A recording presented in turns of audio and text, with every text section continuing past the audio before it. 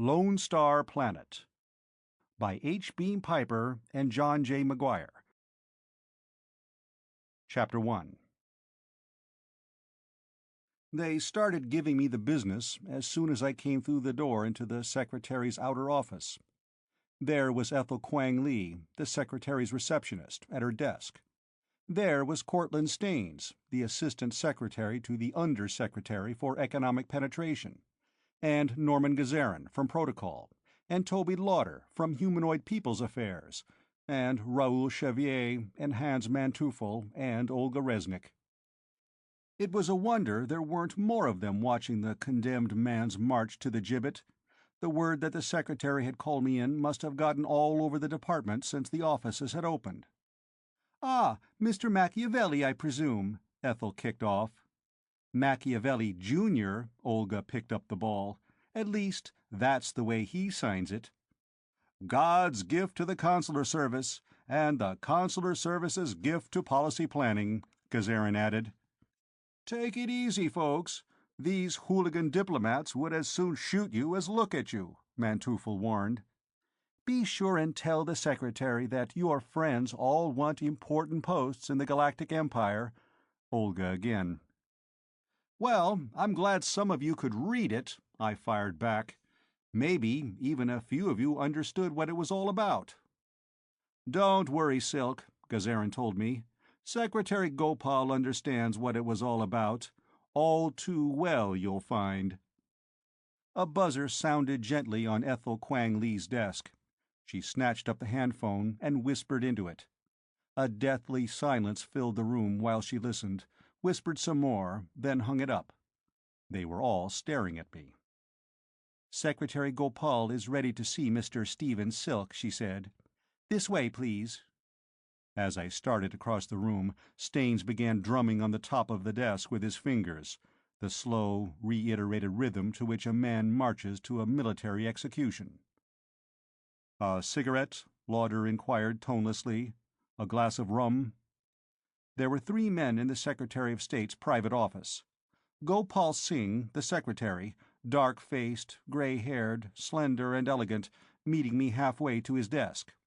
Another slender man in black, with a silver-threaded, black-neck scarf, Rudolf Klung, the secretary of the Department of Aggression. And a huge, gross-bodied man with a fat baby face and opaque black eyes. When I saw him, I really began to get frightened. The fat man was Natalenko, the security coordinator. "Good morning, Mr. Silk," Secretary Gopal greeted me, his hand extended. "Gentlemen, Mr. Stephen Silk, about whom we were speaking. This way, Mr. Silk, if you please." There was a low coffee table at the rear of the office, and 4 easy chairs around it. On the round brass tabletop were cups and saucers, a coffee urn, cigarettes, and a copy of the current issue of the Galactic Statesman Journal, open at an article entitled "Probable Future Courses of Solar League Diplomacy," by somebody who had signed himself Machiavelli, Jr. I was beginning to wish that the pseudonymous Machiavelli, Jr. had never been born, or at least had stayed on Theta Virgo 4 and been a wineberry planter, as his father had wanted him to be. As I sat down and accepted a cup of coffee, I avoided looking at the periodical. They were probably going to hang it around my neck before they shoved me out of the airlock. "Mr. Silk is, as you know, in our consular service," Gopal was saying to the others. "Back on Luna on rotation, doing something in Mr. Halvard's section. He is the gentleman who did such a splendid job for us on Asha, Gamma Norma 3.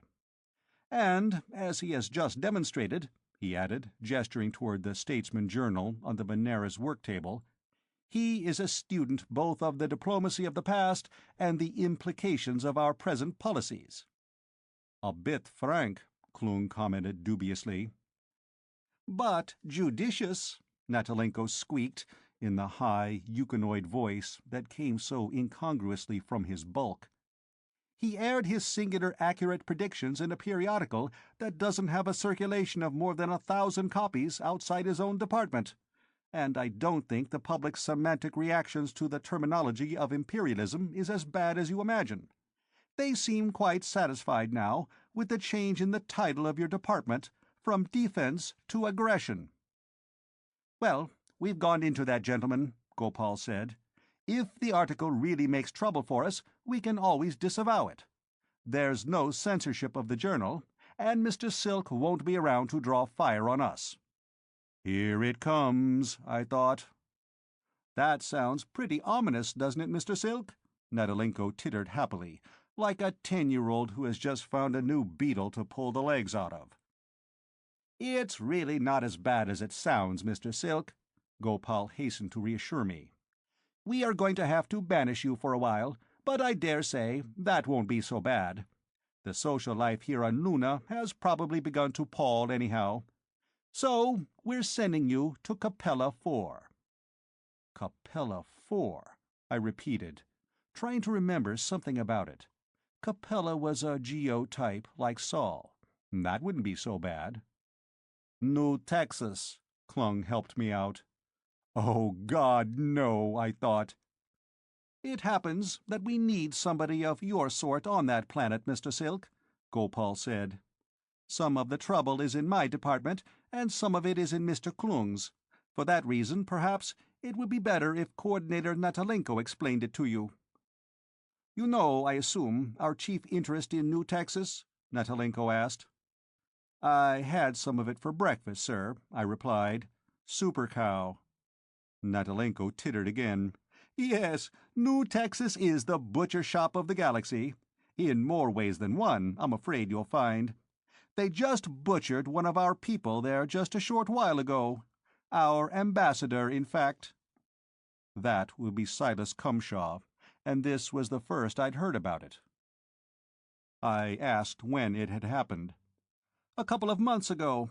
We just heard about it last evening, when the news came in on a freighter from there, which serves to point up something you stressed in your article, the difficulties of trying to run a centralized, democratic government on a galactic scale. But we have another interest, which may be even more urgent than our need for new Texan meat. You've heard, of course, of the Zsrof?" That was a statement, not a question. Natalenko wasn't trying to insult me. I knew who the Zsrof were. I'd run into them here and there. One of the extrasolar intelligent humanoid races, who seem to have been evolved from canine or canine-like ancestors instead of primates. Most of them could speak basic English, but I never saw one who would admit to understanding more of our language than the 850-word basic vocabulary. They occupied a half-dozen planets in a small star cluster about 40 light-years beyond the Capella system. They had developed normal space reaction drive ships before we came into contact with them, and they had quickly picked up the hyperspace drive from us back in those days when the Solar League was still playing Missionaries of Progress and trying to run the galaxy-wide Point 4 program.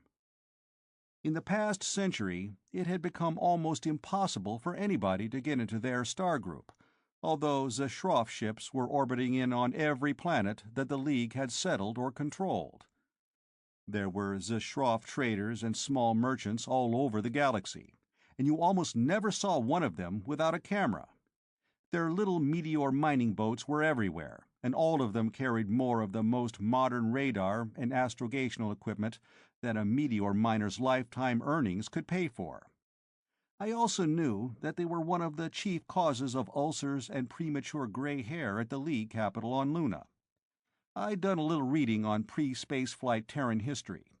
I had been impressed by the parallel between the present situation and one which had culminated 2.5 centuries before, on the morning of 7 December, 1941.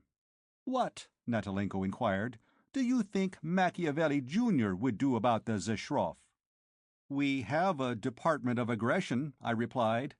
"Its mottos are, 'Stop trouble before it starts,' and, 'If we have to fight, let's do it on the other fellow's real estate.'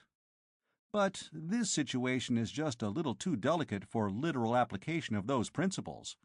An unprovoked attack on the Zsrof would set every other non-human race in the galaxy against us. Would an attack by the Zsrof on New Texas constitute just provocation?" It might. New Texas is an independent planet. Its people are descendants of emigrants from Terra, who wanted to get away from the rule of the Solar League. We've been trying for half a century to persuade the new Texan government to join the League. We need their planet, for both strategic and commercial reasons. With the Zeshroff for neighbors, they need us as much, at least, as we need them. The problem is to make them understand that. I nodded again. And an attack by the Zeshroff would do that too, sir, I said. Natalenko tittered again. You see, gentlemen, our Mr. Silk picks things up very handily, doesn't he? He turned to Secretary of State Gopal. You take it from there, he invited. Gopal Singh smiled benignly. Well, that's it, Stephen, he said. We need a man on New Texas who can get things done. 3 things, to be exact. First, find out why poor Mr. Cumshaw was murdered, and what can be done about it to maintain our prestige without alienating the New Texans. Second, bring the government and people of New Texas to a realization that they need the Solar League as much as we need them. And third, forestall or expose the plans for the Zeshroff invasion of New Texas. Is that all now? I thought. He doesn't want a diplomat. He wants a magician. And what, I asked, will my official position be on New Texas, sir? Or will I have one of any sort? Oh, yes, indeed, Mr. Silk. Your official position will be that of Ambassador Plenipotentiary and Envoy Extraordinary. That, I believe, is the only vacancy which exists in the diplomatic service on that planet. At Dumbarton Oaks Diplomatic Academy, they haze the freshmen by making them sit on a one-legged stool and balance a teacup and saucer on one knee, while the upperclassmen pelt them with ping-pong balls. Whoever invented that and the other similar forms of hazing was one of the great geniuses of the service. So I sipped my coffee, set down the cup, took a puff from my cigarette, and said, I am indeed deeply honored, Mr. Secretary. I trust I needn't go into any assurances that I will do everything possible to justify your trust in me. I believe he will, Mr. Secretary, Natalenko piped, in a manner that chilled my blood. Yes, I believe so, Gopal Singh said. Now, Mr. Ambassador, there's a liner in orbit 2,000 miles off Luna, which has been held from blasting off for the last 8 hours, waiting for you. Don't bother packing more than a few things. You can get everything you'll need on board, or at New Austin, the planetary capital. We have a man whom Coordinator Natalenko has secured for us, a native New Texan, Hadi Ringo by name. He'll act as your personal secretary. He's aboard the ship now. You'll have to hurry, I'm afraid. Well, bon voyage, Mr. Ambassador. Chapter 2. The death watch outside had grown to about 15 or 20. They were all waiting in happy anticipation as I came out of the secretary's office. "What did he do to you, Silk?" Cortlandt Staines asked, amusedly. "Demoted me. Kicked me off the hooligan diplomats," I said glumly. "Demoted you from the consular service?" Staines asked scornfully. "Impossible." "Yes, he demoted me to the cookie pushers. Clear down to ambassador." That got a terrific laugh. I went out, wondering what sort of noises they'd make the next morning when the appointment sheet was posted. I gathered a few things together, mostly small personal items, and all the microfilms I could find on New Texas, then got aboard the Space Navy cutter that was waiting to take me to the ship. It was a 4-hour trip, and I put in the time going over my hastily assembled microfilm library and using a stenophone to dictate a reading list for the space trip. As I rolled up the stenophone tape, I wondered what sort of secretary they had given me, and in passing, why Natalenko's department had furnished him. Hadi Ringo. Queer name, but in a galactic civilization you find all sorts of names and all sorts of people bearing them, so I was prepared for anything. And I found it. I found him standing with the ship's captain inside the airlock, when I boarded the big, spherical space liner. A tubby little man, with shoulders and arms he had never developed doing secretarial work, and a good-natured, not particularly intelligent face. See the happy moron, he doesn't give a damn, I thought. Then I took a second look at him. He might be happy, but he wasn't a moron. He just looked like one. Nadalenko's people often did, as one of their professional assets. I also noticed that he had a bulge under his left armpit the size of an 11mm Army automatic. He was, I'd been told, a native of New Texas.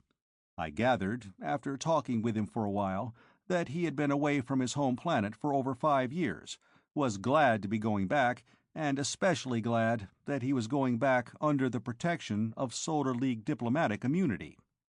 In fact, I rather got the impression that, without such protection, he wouldn't have been going back at all.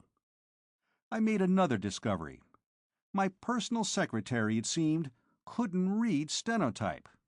I found that out when I gave him the tape I dictated aboard the cutter to transcribe for me. "Gosh, boss, I can't make anything out of this stuff," he confessed, looking at the combination shorthand braille that my voice had put onto the tape. "Well, then, put it in a player and transcribe it by ear," I told him. He didn't seem to realize that that could be done. "How did you come to be sent as my secretary if you can't do secretarial work?" I wanted to know. He got out a bag of tobacco and a book of papers and began rolling a cigarette with one hand. "Why, shucks, boss, nobody seemed to think I'd have to do this kind of work," he said. "I was just sent along to show you the way round New Texas, and see you don't get into no trouble." He got his handmade cigarette drawing and hitched the strap that went across his back and looped under his right arm. "A guy that don't know the way around can get into a lot of trouble on New Texas, if you call getting killed trouble." So, he was a bodyguard, and I wondered what else he was. One thing, it would take him 42 years to send a radio message back to Luna, and I could keep track of any other messages he sent, in letters or on tape, by ships. In the end, I transcribed my own tape, and settled down to laying out my 3-week study course on my new post. I found, however, that the whole thing could be learned in a few hours. The rest of what I had was duplication, some of it contradictory, and it all boiled down to this. Capella 4 had been settled during the first wave of extrasolar colonization, after the Fourth World, or First Interplanetary War, sometime around 2100. The settlers had come from a place in North America called Texas, one of the old United States. They had a lengthy history: independent republic, admission to the United States, secession from the United States, reconquest by the United States, and general intransigence under the United States, the United Nations, and the Solar League. When the laws of non-Einsteinian physics were discovered and the hyperspace drive was developed, practically the entire population of Texas had taken to space to find a new home and independence from everybody.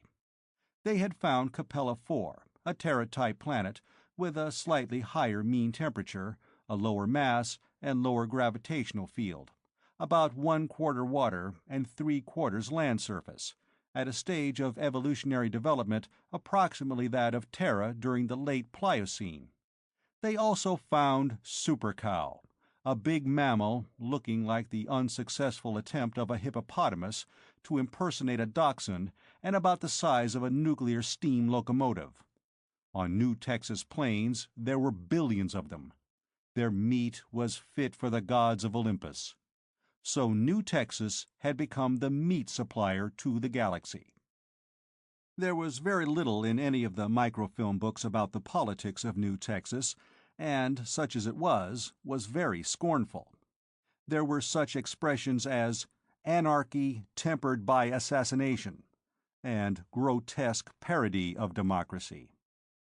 There would, I assumed, be more exact information in the material which had been shoved into my hand just before boarding the cutter from Luna in a package labeled "Top Secret, to be opened only in space after the first hyperjump.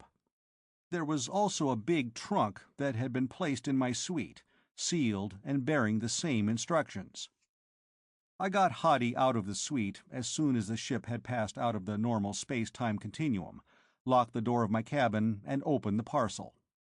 It contained only 2 loose-leaf notebooks, both labeled with the Solar League and Department seals, both adorned with customary bloodthirsty threats against the unauthorized and the indiscreet.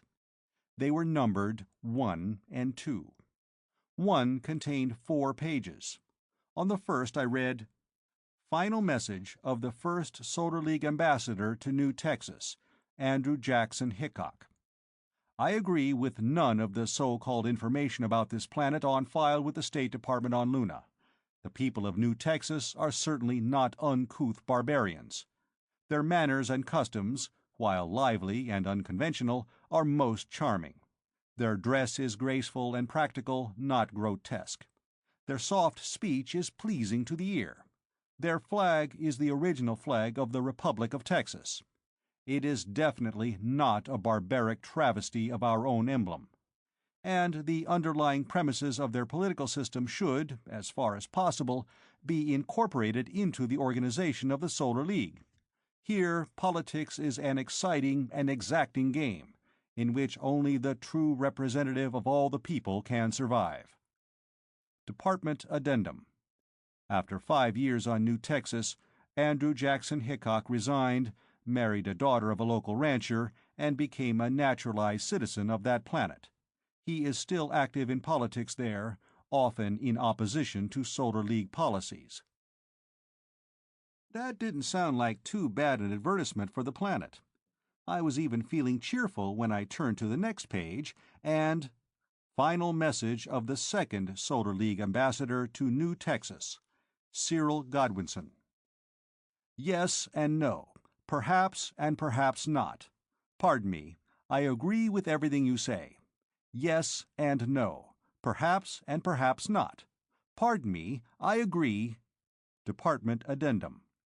After 7 years on New Texas, Ambassador Godwinson was recalled, adjudged hopelessly insane. And then, "Final message of the third Solar League ambassador to New Texas, R.F. Gullis. I find it very pleasant to inform you that when you are reading this, I will be dead." Department Addendum. Committed suicide after 6 months on New Texas. I turned to the last page cautiously. I found, "Final message of the fourth Solar League ambassador to New Texas, Silas Cumshaw. I came to this planet 10 years ago as a man of pronounced and unspoken convictions. I have managed to keep myself alive here by becoming an inoffensive non-entity. If I continue in this course, it will be only at the cost of my self-respect. Beginning tonight, I am going to state and maintain positive opinions on the relation between this planet and the Solar League." Department Addendum. Murdered at the home of Andrew J. Hickok. See page 1. And that was the end of the first notebook.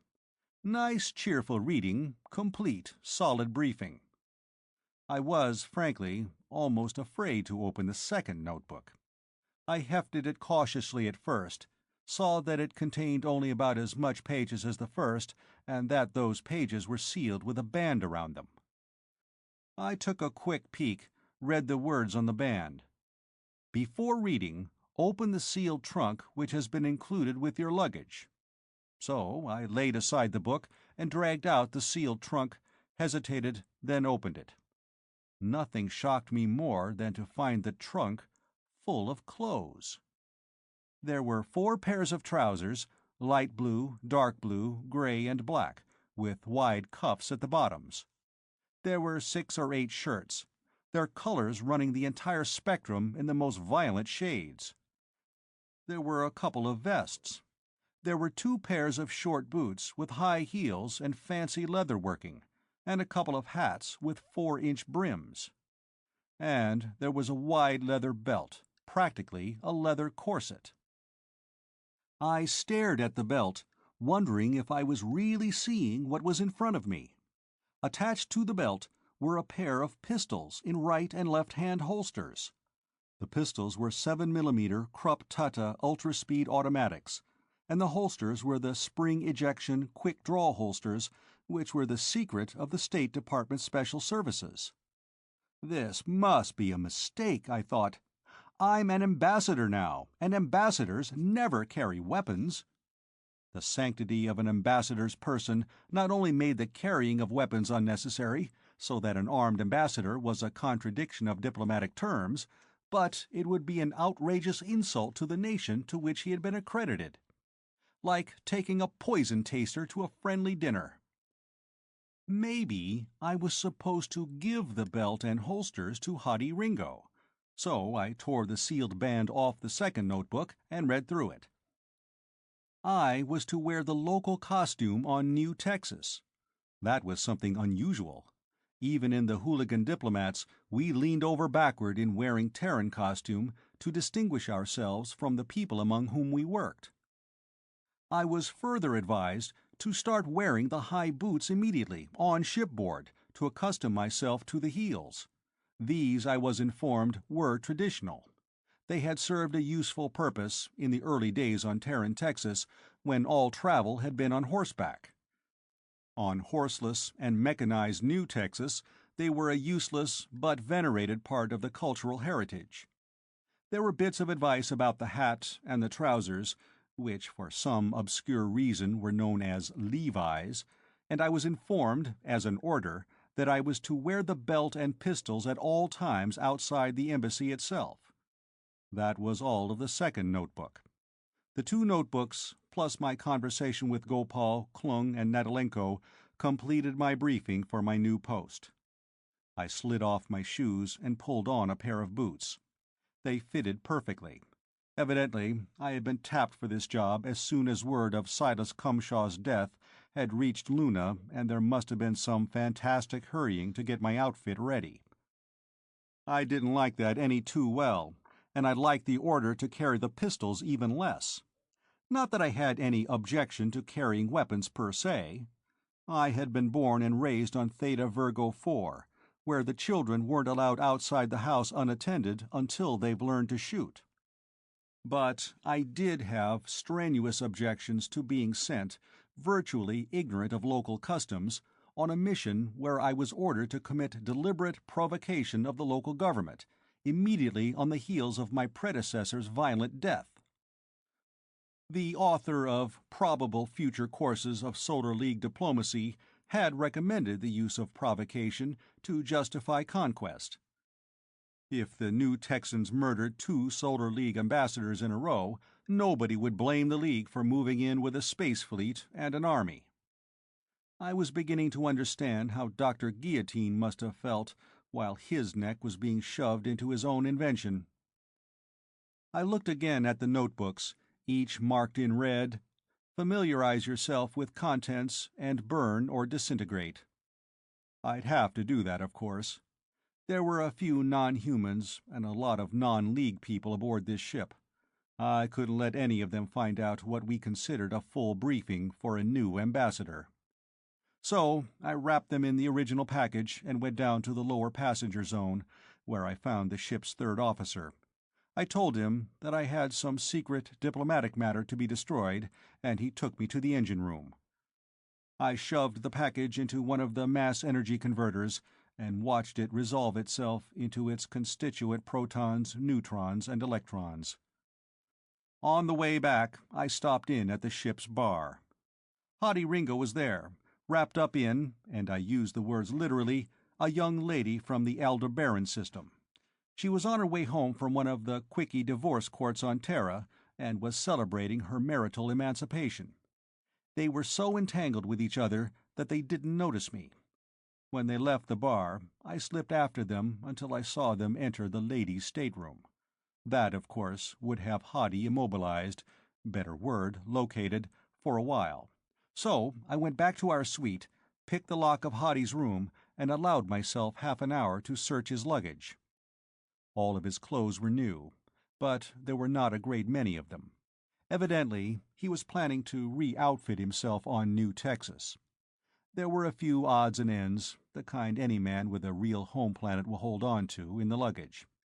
He had another 11 mm pistol, made by the Consolidated Martian Metal Works, mate to the one he was carrying in a shoulder holster, and a wide two-holster belt like the one furnished me, but quite old. I greeted the sight and the meaning of the old holsters with joy. They weren't the State Department Special Services type. That meant that Hottie was just one of Natalenko's run-of-the-gallows cutthroats, not important enough to be issued the secret equipment. But I was a little worried over what I found hiding in the lining of one of his bags, a letter addressed to Space Commander Lucius C. Stonehenge, Aggression Department Attaché, New Austin Embassy. I didn't have either the time or the equipment to open it.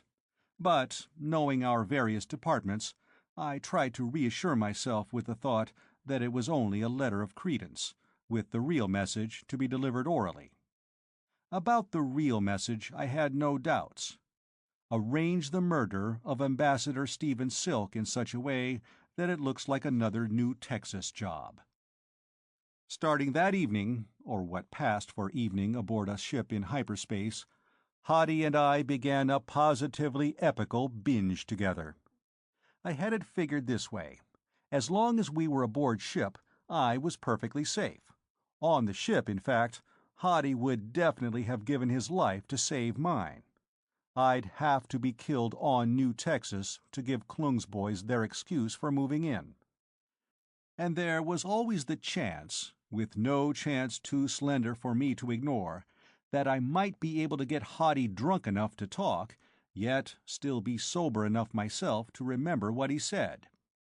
Exact times, details, faces, names came to me through a sort of hazy blur as Hottie and I drank something he called super bourbon, a New Texan drink that Bourbon County, Kentucky would never have recognized. They had no corn on New Texas. This stuff was made out of something called super yams. There were at least two things I got out of the binge. First, I learned to slug down the national drink without batting an eye. Second, I learned to control my expression as I uncovered the fact that everything on New Texas was super something. I was also cautious enough, before we really got started, to leave my belt and guns with the purser. I didn't want Hottie poking around those secret holsters. And I remember telling the captain to radio New Austin as soon as we came out of our last hyperspace jump, then to send the ship's doctor around to give me my hangover treatments. But the thing I wanted to remember, as the hangover shots brought me back to normal life, I found was the one thing I couldn't remember. What was the name of that girl? A big, beautiful blonde who joined the party along with Hottie's grass widow from Aldebaran and stayed with it to the end. Damn, I wish I could remember her name.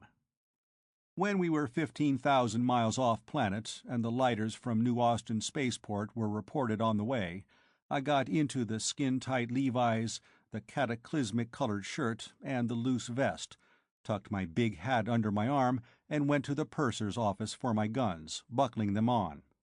When I got back to the suite, Hottie had put on his pistols and was practicing quick draws in front of the mirror. He took one look at my armament and groaned. "You're gonna get yourself killed for sure with that rig and them pop guns," he told me. "These pop guns shoot harder and make bigger holes than that pair of museum pieces you're carrying," I replied. "And them holsters," Hottie continued. "Why, it'd take all day to get your guns out of them. You better let me find you a real rig when we get into New Austin." There was a chance, of course, that he knew what I was using and wanted to hide his knowledge. I doubted that. "Sure, you State Department guys always know everything," he went on. "Like them microfilm books you was readin'. I tried to tell you what things is really like on New Texas, and you let it go in one ear and out the other." Then he wandered off to say goodbye to the grass widow from Aldebaran, leaving me to make the last-minute check on the luggage. I was hoping I'd be able to see that blonde. What was her name? Gail something or other. Let's see. She'd been at some Terran university, and she was on her way home to New Texas, of course. I saw her, half an hour later, in the crowd around the airlock when the lighters came alongside, and I tried to push my way toward her. As I did, the airlock opened, the crowd surged toward it, and she was carried along.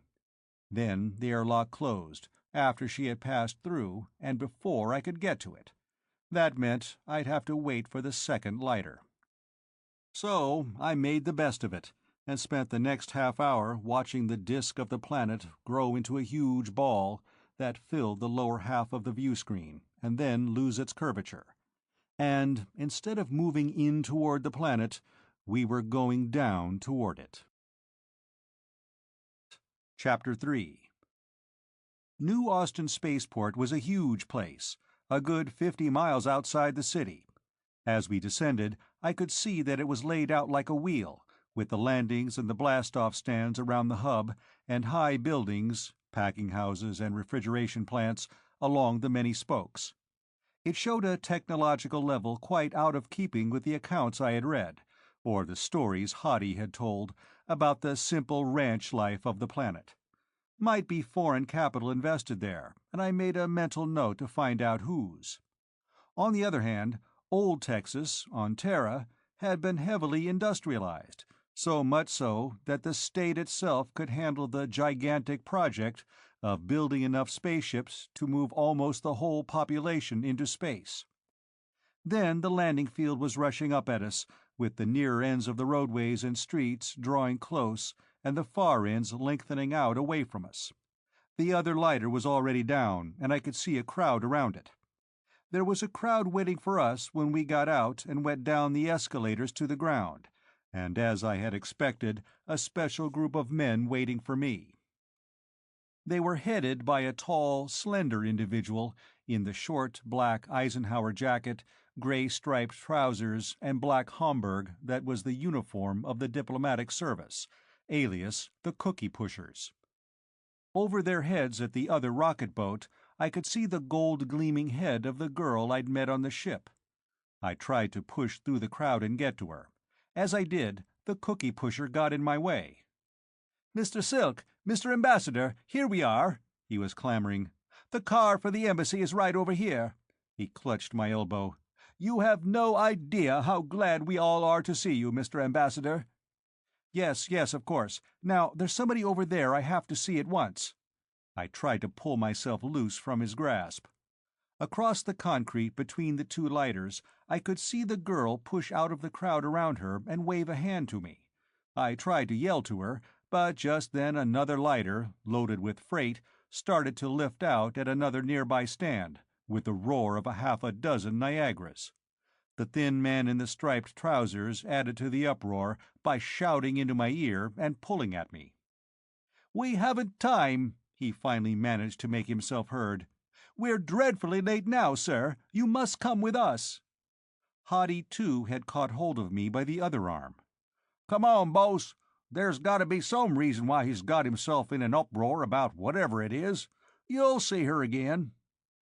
Then the whole gang, Hadi, the thin man with the black Homburg, his younger accomplice in identical garb, and the chauffeur, all closed in on me and pushed me, pulled me, half carried me, 50 yards across the concrete to where their air car was parked. By this time the tall blonde had gotten clear of the mob around her and was waving frantically at me. I tried to wave back, but I was literally crammed into the car and flung down on the seat. At the same time, the chauffeur was jumping in, extending the car's wings, jetting up. "Great God!" I bellowed. "This is the damnedest piece of impudence I've ever had to suffer from any subordinates in my whole State Department experience.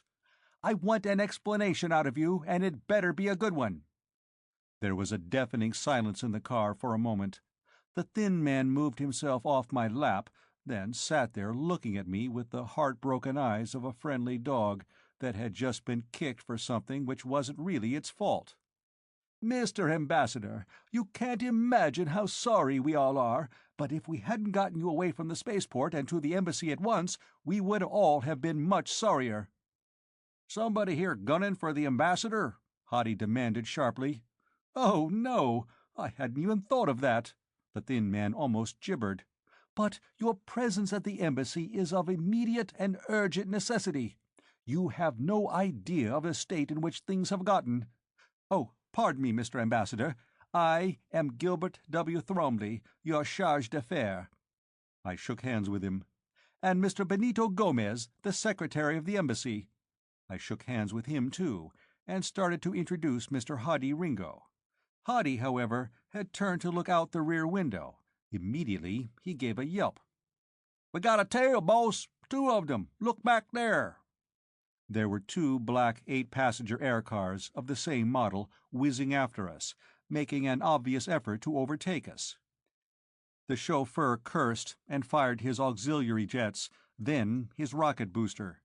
Immediately, black rocket fuel puffs shot away from the pursuing air cars. Hoddy turned in his seat, cranked open a porthole slit in the window, and poked one of his 11mm out, letting the whole clip go.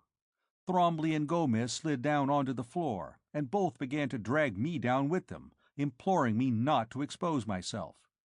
As far as I could see, there was nothing to expose myself to. The other cars kept coming, but neither of them were firing at us. There was also no indication that Hoddy's salvo had had any effect on them. Our chauffeur went into a perfect frenzy of twisting and dodging, at the same time using his radiophone to tell somebody to get the goddamn gate open in a hurry.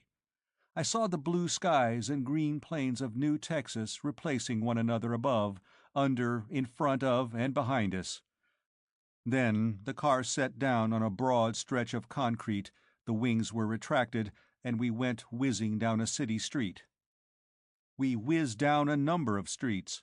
We cut corners on 2 wheels, and on 1 wheel, and, I was prepared to swear, on no wheels. A couple of times, with the wings retracted, we actually jetted into the air and jumped over vehicles in front of us, landing again with bone-shaking jolts. Then we made an abrupt turn and shot in under a concrete arch, and a big door banged shut behind us, and we stopped in the middle of a wide patio, the front of the car a few inches short of a fountain. 4 or 5 people, in diplomatic striped trousers, local dress, and the uniform of the Space Marines came running over. Thromley pulled himself erect and half climbed, half fell out of the car. Gomez got out on the other side with Hoddy.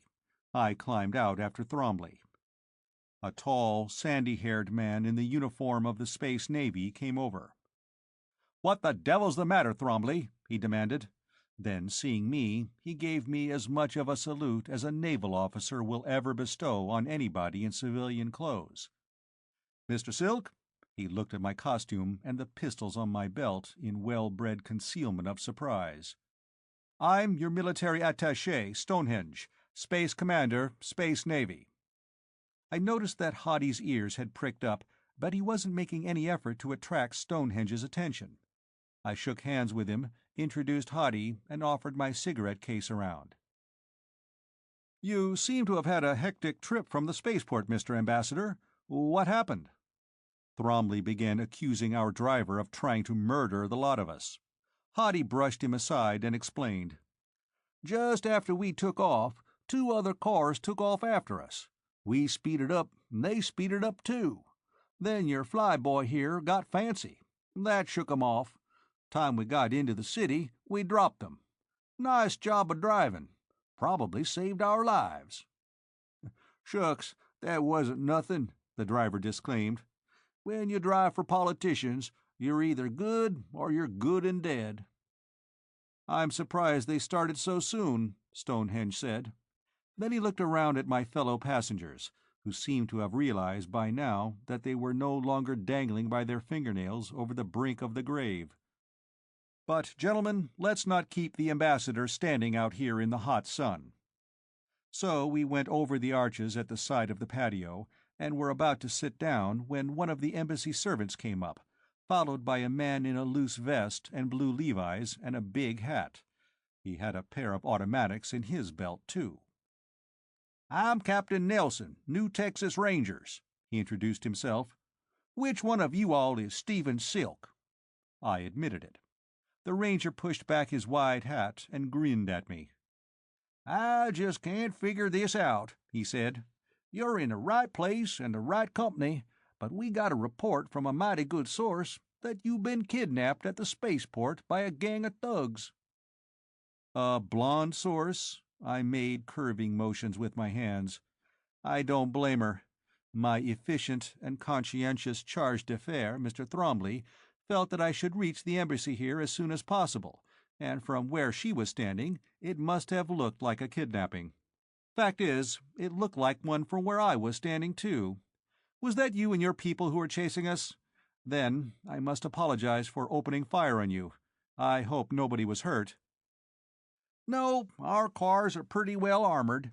You scored a couple of times on one of them, but no harm done. I reckon after what happened to Silas Cumshaw, you had a right to be suspicious." I noticed that refreshments, including several bottles, had been placed on a big wicker table under the arched veranda. "Can I offer you a drink, Captain, in token of mutual amity?" I asked. "Well, now, I'd like to, Mr. Ambassador, but I'm on duty," he began. "You can't be. You're an officer of the planetary government of New Texas, and in this embassy you're in the territory of the Solar League." "That's right now, Mr. Ambassador," he grinned. "Extraterritoriality. Wonderful thing, extraterritoriality." He looked at Hoddy, who, for the first time since I had met him, was trying to shrink into the background. "And diplomatic immunity, too, ain't it, Hoddy?" After he had had his drink and departed, we all sat down. Thromley began speaking almost at once. "Mr. Ambassador, you simply must issue a public statement immediately, sir. Only a public statement, issued promptly, will relieve the crisis into which we have all been thrust." "Oh, come, Mr. Thromley," I objected. "Captain Nelson'll take care of all that in his report to his superiors." Thromley looked at me for a moment as though I had been speaking to him in Hottentot, then waved his hands in polite exasperation.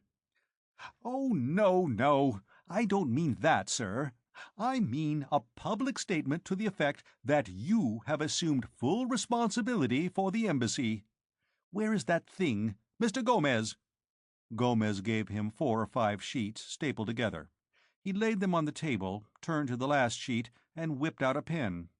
"Here, sir, just sign here." "Are you crazy?" I demanded. "I'll be damned if I'll sign that. Not till I've taken an inventory of the physical property of the embassy and familiarized myself with all its commitments, and had the books audited by some firm of certified public accountants." Thromley and Gomez looked at one another. They both groaned. "But we must have a statement of assumption of responsibility," Gomez dithered. "Or the business of the embassy will be at a dead stop, and we can't do anything," Thromley finished. "Wait a moment, Thromley," Stonehenge cut in. "I understand Mr. Silk's attitude. I've taken command of a good many ships and installations, and at one time or another I've never signed for anything I couldn't see and feel and count. I know men who retired as brigadier generals or vice admirals, but they retired loaded with debts incurred because as second lieutenants or ensigns they forgot that simple rule." He turned to me. "Without any disrespect to the charge d'affaires, Mr. Silk, this embassy has been pretty badly disorganized since Mr. Cumshaw's death. No one felt authorized, or to put it more accurately, no one dared to declare himself acting head of the embassy." "Because that would make him the next target?" I interrupted. "Well, that's what I was sent here for. Mr. Gomez, as Secretary of the Embassy, will you please, at once, prepare a statement for the press and telecast release to the effect that I am now the authorized head of this embassy, responsible from this hour for all its future policies, and all its present commitments insofar as they obligate the government of the Solar League. Get that out at once. Tomorrow I will present my credentials to the Secretary of State here. Thereafter, Mr. Thromley, you can rest in the assurance that I'll be the one they'll be shooting at." "But you can't wait that long, Mr. Ambassador," Thromley almost wailed. We must go immediately to the State House. The reception for you is already going on." I looked at my watch, which had been regulated aboard ship for Capella 4 time. It was just 13:15. "What time do they hold diplomatic receptions on this planet, Mr. Thromley?" I asked. "Oh, any time at all, sir. This one started about 0900 when the news that the ship was in orbit off-planet got in. It'll be a barbecue, of course, and—" "Barbecued super cow! Yippee!" Hoddy yelled. "What I've been waiting for 5 years." It would be the vilest cruelty not to take him along, I thought, and it would also keep him and Stonehenge apart for a while. "But we must hurry, Mr. Ambassador," Thromley was saying. "If you will change now to formal dress—" And he was looking at me, gasping. I think it was the first time he had actually seen what I was wearing. "In native dress, Mr. Ambassador." Thromley's eyes and tone were again those of an innocent spaniel caught in the middle of a marital argument. Then his gaze fell to my belt, and his eyes became saucers. "Oh dear! And armed!" My charge d'affaires was shuddering, and he could not look directly at me. "Mr. Ambassador, I understand that you were recently appointed from the consular service. I sincerely hope that you will not take it amiss if I point out, here in private, that—" "Mr. Thromley, I am wearing this costume and these pistols on the direct order of Secretary of State Gopal Singh." That set him back on his heels. I can't believe it," he exclaimed. "An ambassador is never armed." "Not when he's dealing with a government which respects the comity of nations and the usages of diplomatic practice, no," I replied. "But the fate of Mr. Cumshaw clearly indicates that the government of New Texas is not such a government. These pistols are in the nature of a not too subtle hint of the manner in which this government here is being regarded by the government of the Solar League." I turned to Stonehenge. "Commander, what sort of an embassy guard have we?" I asked. "Space Marines, sergeant and 5 men. I double as guard officer, sir." "Very well. Mr. Thromley insists that it is necessary for me to go to this fish fry, or whatever it is, immediately. I want 2 men, a driver, and an auto rifleman for my car. And from now on, I would suggest, Commander, that you wear your sidearm at all times outside the embassy." "Yes, sir." And this time Stonehenge gave me a real salute. "Well, I must phone the State House then," Thromley said. "We will have to call on Secretary of State Palm, and then on President Hutchinson." With that, he got up, excused himself, motioned Gomez to follow, and hurried away. I got up too, and motioned Stonehenge aside. "Aboard ship, coming in, I was told that there's a task force of the Space Navy on maneuvers about 5 light-years from here," I said. "Yes, sir. Task Force Red Blue Green, 5th Space Fleet. Fleet Admiral Sir Rodney Tregascus." "Can we get hold of a fast spaceboat with hyperdrive engines in a hurry?" 8 or 10 of them always around New Austin Spaceport, available for charter." "All right. Charter one and get out to that fleet. Tell Admiral Tregascus that the ambassador at New Austin feels in need of protection. Possibility of Zasroff invasion. I'll give you written orders. I want the fleet within radio call. How far out would that be, with our facilities?" "The embassy radio isn't reliable beyond about 60 light-minutes, sir." "Then tell Sir Rodney to bring his fleet in that close. The invasion, if it comes, will probably not come from the direction of the Zasroff star cluster. They'll probably jump past us and move in from the other side. I hope you don't think I'm having nightmares, Commander.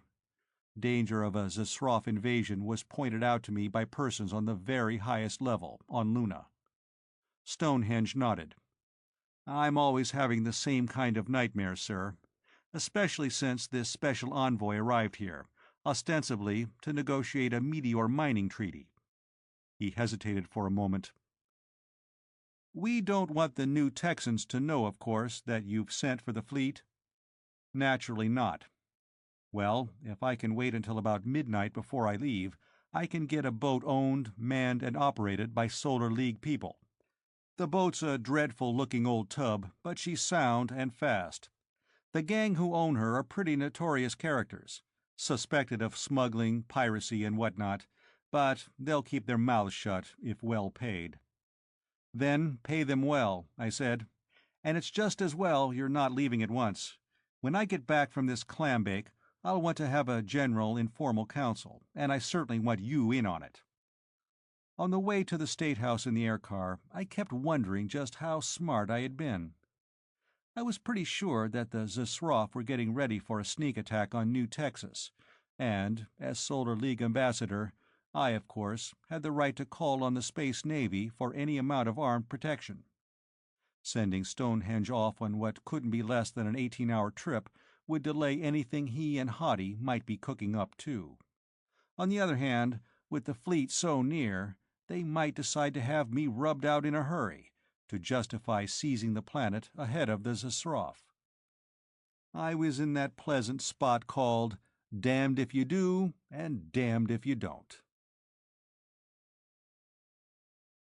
Chapter 4.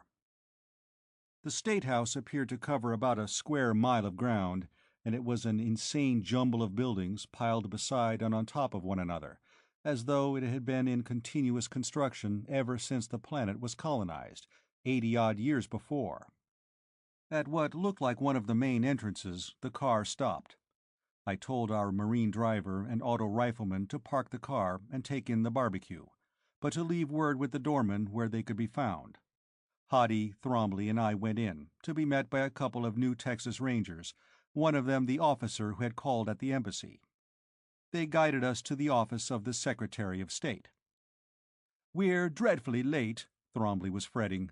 "I do hope we haven't kept the Secretary waiting too long." From the looks of him, I was afraid we had. He jumped up from his desk and hurried across the room as soon as the receptionist opened the door for us, his hand extended. "Good afternoon, Mr. Thrombley," he burbled nervously. "And this is the new ambassador, I suppose. And this—" He caught sight of Hottie Ringo bringing up the rear and stopped short, hand flying to an open mouth. "Oh, dear me!" So far, I had been building myself a New Texas stereotype from Hottie Ringo and the ranger officer who had chased us to the embassy. But this frightened little rabbit of a fellow simply didn't fit in. An alien would be justified in assigning him to an entirely different species. Thrombley introduced me. I introduced Hottie as my confidential secretary and advisor. We all shook hands, and Thrombley dug my credentials out of his briefcase and handed them to me, and I handed them to the Secretary of State, Mr. William A. Palm. He barely glanced at them, then shook my hand again fervently, and mumbled something about inexpressible pleasure and entirely acceptable to my government. That made me the accredited and accepted ambassador to New Texas. Mr. Palm hoped, or said he hoped, that my stay in New Texas would be long and pleasant. He seemed rather less than convinced that it would be. His eyes kept returning in horrified fascination to my belt. Each time they would focus on the butts of my Krupp Tatas. He would pull them resolutely away again. "And now we must take you to President Hutchinson. He is most anxious to meet you, Mr. Silk. If you will please come with me." 4 or 5 Rangers who had been loitering the hall outside moved to follow us as we went toward the elevator. Although we had come into the building onto a floor only a few feet above street level, we went down 3 floors from the hallway outside the Secretary of State's office, into a huge room, the concrete floor of which was oil-stained, as though vehicles were continually being driven in and out. It was about 100 feet wide, and 200 or 300 in length. Daylight was visible through open doors at the end. As we approached them, the Rangers fanning out on either side in front of us, I could hear a perfect bedlam of noise outside, shouting, singing, dance band music, interspersed with the banging of shots. When we reached the doors at the end, we emerged into one end of a big rectangular plaza, at least 500 yards in length. Most of the uproar was centered at the opposite end, where several thousand people, in costumes colored through the whole spectrum, were milling about. There seemed to be at least 2 square dances going on, to the music of competing bands. At the distant end of the plaza, over the heads of the crowd, I could see the piles and tracks of an overhead crane, towering above what looked like an open hearth furnace. Between us and the bulk of the crowd, in a cleared space, 2 medium tanks, heavily padded with mats, were ramming and trying to overturn each other, the mob of spectators crowding as close to them as they dared. The din was positively deafening, though we were at least 200 yards from the center of the crowd. "Oh dear, I always dread these things," Palm was saying. "Yes, absolutely anything could happen," Thromley twittered. "Man, this is a real barbecue," Hoddy gloated. "Now I really feel at home." "Over this way, Mr. Silk," Palm said, guiding me toward the short end of the plaza, on our left. "We will see the President, and then—" he gulped, "then we all go down to the barbecue." In the center of the short end of the plaza, dwarfed by the monster bulks of steel and concrete and glass around it, stood a little old building of warm-tinted adobe. I had never seen it before, but somehow it was familiar-looking. And then I remembered. Although I had never seen it before, I had seen it pictured many times. Pictured under attack, with gun smoke spouting from windows and parapets. I plucked Thromley's sleeve. "Isn't that a replica of the Alamo?" He was shocked. "Oh dear, Mr. Ambassador, don't let anybody hear you ask that. That's no replica. It is the Alamo. The Alamo." I stood there a moment, looking at it. I was remembering, and finally understanding, what my psychohistory lessons about the romantic freeze had meant. They had taken this little mission fort down, brick by adobe brick, loaded it carefully into a spaceship, brought it here, 42 light-years away from Terra, and reverently set it up again. Then they had built a whole world and a whole social philosophy around it. It had been the dissatisfied, of course, the discontented, the dreamers who had led the vanguard of man's explosion into space, following the discovery of the hyperspace drive. They had gone from Terra, cherishing dream of things that had been dumped into the dustbin of history, carrying with them pictures of ways of life that had passed away, or that had never really been. Then, in their new life, on new planets, they had set to work making those dreams and those pictures live. And many times they had come close to succeeding. These Texans, now, they had left behind the cold fact that it had been their state's great industrial complex that had made their migration possible. They ignored the fact that their life here on Capella 4 was possible only by application of modern industrial technology. That rodeo down the plaza, tank tilting instead of bronco busting. Here they were, living frozen in a romantic dream, a world of roving cowboys and ranch kingdoms. No wonder Hoddy hadn't liked the books I had been reading on the ship. They shook the fabric of that dream. There were people moving about, at this relatively quiet end of the plaza, mostly in the direction of the barbecue. 10 or 12 Rangers loitered at the front of the Alamo, and with them I saw the dress blues of my 2 Marines. There was a little 3-wheeled motor cart among them, from which they were helping themselves to food and drink. When they saw us coming, the 2 Marines shoved their sandwiches into the hands of a couple of Rangers and tried to come to attention. At ease, I told them. "Have a good time, boys. Hoddy, you better get in on some of this grub. I may be inside for quite a while." As soon as the Rangers saw Hoddy, they hastily got things out of their right hands. Hoddy grinned at them. "Take it easy, boys," he said. "I'm protected by the game laws. I'm a diplomat, I am." There were a couple of Rangers lounging outside the door of the President's office, and both of them carried auto rifles, implying things I didn't like. I had seen the president of the Solar League wandering around the domed city of Artemis unattended, looking for all the world like a professor in his academic halls. Since then, maybe before then, I had always had a healthy suspicion of governments whose chiefs had to surround themselves with bodyguards. But the president of New Texas, John Hutchinson, was alone in his office when we were shown in. He got up and came around his desk to greet us, a slender, stoop-shouldered man in a black and gold lace jacket. He had a narrow, compressed mouth, and eyes that seemed to be watching every corner of the room at once. He wore a pair of small pistols in cross-body holsters under his coat, and he always kept one hand or the other close to his abdomen. He was like, and yet unlike, the Secretary of State. Both had the look of hunted animals. But where Palm was a rabbit, twitching to take flight at the first whiff of danger, Hutchinson was a cat who hears hounds baying, ready to run if he could, or claw if he must. "Good day, Mr. Silk," he said, shaking hands with me after the introductions. "I see you're healed. You're smart. You wouldn't be here today if poor Silas Cumshaw'd been as smart as you are. Great man, though, a wise and a far-seeing statesman. He and I were real friends." "You know who Mr. Silk brought with him as a bodyguard?" Palm asked. "Hoddy Ringo." "Oh, my God! I thought this planet was rid of him."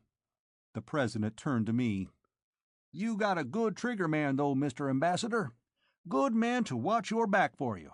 But a lot of folks here won't thank you for bringing him back to New Texas." He looked at his watch. "We have time for a little drink before we go outside, Mr. Silk," he said. "Care to join me?" I assented, and he got a bottle of super bourbon out of his desk, with 4 glasses. Palm got some water tumblers and brought the pitcher of ice water from the cooler. I noticed that the New Texas Secretary of State filled his 3-ounce liquor glass to the top and gulped it down at once. He might act as though he were descended from a long line of maiden aunts, but he took his liquor in blasts that would have floored a spaceport labor boss.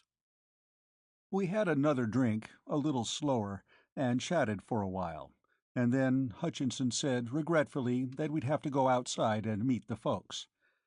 Outside, our guards, Hoddy, the 2 Marines, the Rangers who had escorted us from Palm's office and Hutchinson's retinue, surrounded us, and we made our way down the plaza through the crowd. The din, ear-piercing yells, whistles, cowbells, pistol shots, the cacophony of the 2 dance bands, and the chorus singing, of which I caught only the words, "The skies of freedom are above you," was as bad as New Year's Eve in Manhattan or Nairobi or New Moscow on Terra. "Don't take all this as a personal tribute, Mr. Silk," Hutchinson screamed into my ear. "On this planet, to paraphrase Nietzsche, a good barbecue halloweth any cause." That surprised me at the moment. Later, I found out that John Hutchinson was one of the leading scholars on New Texas, and had once been president of one of their universities. New Texas Christian, I believe. As we got up onto the platform, close enough to the barbecue pits to feel the heat from them, somebody let off what sounded like a 50mm anti-tank gun 5 or 6 times. Hutchinson grabbed a microphone and bellowed into it, "Ladies and gentlemen, your attention, please." The noise began to diminish, slowly, until I could hear one voice in the crowd below. "Shut up, you damn fools! We can't eat till this is over." Hutchinson introduced me in a very few words. I gathered that lengthy speeches at barbecues were not popular on New Texas. "Ladies and gentlemen," I yelled into the microphone, "appreciative as I am of this honor, there is one here who is more deserving of your notice than I, one to whom I also pay homage. He's over there on the fire, and I want a slice of him as soon as possible." That got a big ovation. There was, beside the water pitcher, a bottle of super bourbon. I ostentatiously threw the water out of the glass, poured a big shot of the corrosive stuff, and downed it. "For God's sake, let's eat," I finished. Then I turned to Thrombley, who was looking like a priest who had just seen the bishop spit in the holy water font. "Stick close to me," I whispered. "Cue me in on the local notables, and the other members of the diplomatic corps." Then we all got down off the platform, and a band climbed up and began playing one of those raucous cowboy ballads which had originated in Manhattan about the middle of the 20th century. "The sandwiches'll be here in a moment, Mr. Ambassador," Hutchinson screamed, in effect whispered, in my ear. "Don't feel any reluctance about shaking hands with a sandwich in your other hand. That's standard practice here. You struck just the right note up there. That business with the liquor was positively inspired." The sandwiches, huge masses of meat and hot relish, wrapped in tortillas of some sort, arrived, and I bit into one. I'd been eating Super Cow all my life, frozen or electron beamed for transportation, and now I was discovering that I had never really eaten Super Cow before. I finished the first sandwich in surprisingly short order, and was starting on my second when the crowd began coming. First, the diplomatic corps, the usual collection of weirdies, human and otherwise. There was the ambassador from Tara, in a suit of what his planet produced as a substitute for Irish homespuns. His embassy, if it was like the others I had seen elsewhere, would be an outsized cottage with whitewashed walls and a thatched roof, with a bowl of milk outside the door for the little people. The ambassador from Alpheratz too, the South African nationalist planet, with a full beard and an old-fashioned plug hat and tailcoat. They were a frustrated lot. They had gone into space to practice apartheid, and had settled on a planet where there was no other intelligent race to be superior to. The Mormon ambassador from Deseret, Delta Camelopardalis 5, the ambassador from Spica 7, a short, jolly-looking little fellow with a head like a seal's, long arms, short legs, and a tail like a kangaroo's. The ambassador from Beta Cephas 6, who could have passed for a human if he hadn't had blood with a copper base instead of iron. His skin was a dark green, and his hair was a bright blue. I was beginning to correct my first impression that Thrombley was a complete dithering fool. He stood at my left elbow, whispering the names and governments and home planets of the ambassadors as they came up, handing me little slips of paper on which he had written phonetically correct renditions of the greetings I would give them in their own language. I was still twittering a reply to the greeting of Nana Debadian from Beta Cephas 6 when he whispered to me, "Here it comes, sir, the Zisrof." The Zisrof were reasonably close to human stature and appearance, allowing for the fact that their ancestry had been canine instead of simian. They had, of course, longer and narrower jaws than we have, and definitely carnivorous teeth. There were stories floating around that they enjoyed barbecued Terran even better than they did Super Cow and hot relish. This one advanced, extending his three-fingered hand. "I am most happy to make connection with Solar League representative," he said. "I am named Gulafur Dispatin Vuvuvu." No wonder Thrombley let him introduce himself. I answered in the basic English that was all he'd admit to understanding. "The name of your great nation has gone before you to me. The stories we tell to our young of you are at the top of our books. I have hoped to make great pleasure in you and me to be friends." Gugulafur Vuvuvu's smile wavered a little at the oblique reference to the couple of trouncings our space navy had administered to Zisrof ships in the past. "We will be in the same place again times with no number," the alien replied. "I have hope for you that time you are in this place will be long, and would put pleasure in your heart." Then the pressure of the line behind him pushed him on. Cabinet members, senators and representatives, prominent citizens, mostly Judge so-and-so or Colonel this and that. It was all a blur, so much so that it was an instant before I recognized the gleaming golden hair and the statuesque figure. "Thank you. I have met the ambassador." The lovely voice was shaking with restrained anger. "Gale!" I exclaimed. "Your father comin' to the barbecue, Gale?" President Hutchinson was asking. "He ought to be here any minute. He sent me on ahead from the hotel. He wants to meet the ambassador. That's why I joined the line." "Well, I suppose I leave Mr. Silk in your hands for a while," Hutchinson said. "I ought to circulate around a little." "Yes, just leave him in my hands," she said vindictively. "What's wrong, Gale?" I wanted to know. "I know I was supposed to meet you at the spaceport, but—" "You made a beautiful fool of me at the spaceport." "Look, I can explain everything. My embassy staff insisted on hurrying me off." Somebody gave a high-pitched whoop directly behind me and emptied the clip of a pistol. I couldn't even hear what else I said. I couldn't hear what she said either, but it was something angry. "You have to listen to me," I roared in her ear. "I can explain everything." "Any diplomat can explain anything," she shouted back. "Look, Gale, you're hanging an innocent man," I yelled back at her. "I'm entitled to a fair trial." Somebody on the platform began firing his pistol within inches of the loudspeakers, and it sounded like an H-bomb going off. She grabbed my wrist and dragged me toward a door under the platform. "Down here," she yelled. "And this better be good, Mr. Silk." We went down a spiral ramp lighted by widely scattered overhead lights.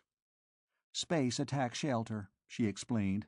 "And look, what goes on in spaceships is one thing, but it's as much as a girl's reputation is worth to come down here during a barbecue." There seemed to be quite few girls at that barbecue who didn't care what happened to their reputations. We discovered that after looking into a couple of passageways that branched off the entrance. "Over this way," Gale said. "Confederate Courts building. There won't be anything going on over here now." I told her, with as much humorous detail as possible, about how Thromley had shanghaied me to the embassy, and about the chase by the Rangers. Before I was half through, she was laughing heartily, all traces of her anger gone. Finally, we came to a stairway, and at the head of it to a small door. "It's been 4 years that I've been away from here," she said. "I think there's a reading room of the law library up here. Let's go in and enjoy the quiet for a while." But when we opened the door, there was a ranger standing inside. "Come to see a trial, Mr. Silk? Oh, hello, Gale. Just in time. They're going to prepare for the next trial." As he spoke, something clicked at the door. Gale looked at me in consternation. "Now we're locked in," she said. "We can't get out till the trial's over." Chapter 5. I looked around. We were on a high balcony at the end of a long, narrow room. In front of us, windows rose to the ceiling, and it was evident that the floor of the room was about 20 feet below ground level. Outside, I could see the barbecue still going on, but not a murmur of noise penetrated to us. What seemed to be the judge's bench was against the outside wall under the tall windows. To the right of it was a railed stand with a chair in it, and in front, arranged in U-shape, were 3 tables at which a number of men were hastily conferring. There were 9 judges in a row on the bench, all in black gowns. The spectator seats below were filled with people, and there were quite a few up here on the balcony. "What is this? Supreme Court?" I asked, as Gale piloted me to a couple of seats where we could be alone. "No, Court of Political Justice," she told me. "This is the court that's going to try those 3 Bonney brothers who killed Mr. Cumshaw." It suddenly occurred to me that this was the first time I had heard anything specific about the death of my predecessor. "That isn't the trial that's going on now, I hope?" "Oh, no, that won't be for a couple of days, not till after you can arrange to attend. I don't know what this trial is. I only got home today myself." "What's the procedure here?" I wanted to know. "Well, those 9 men are judges," she began. "The one in the middle is President Judge Nelson. You've met his son, the ranger officer who chased you from the spaceport? He's just a regular jurist.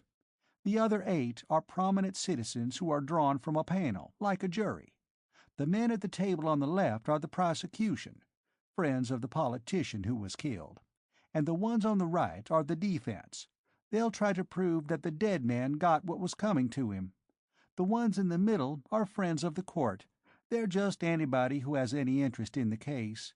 People who want to get some point of law cleared up, or see some precedent established, or something like that.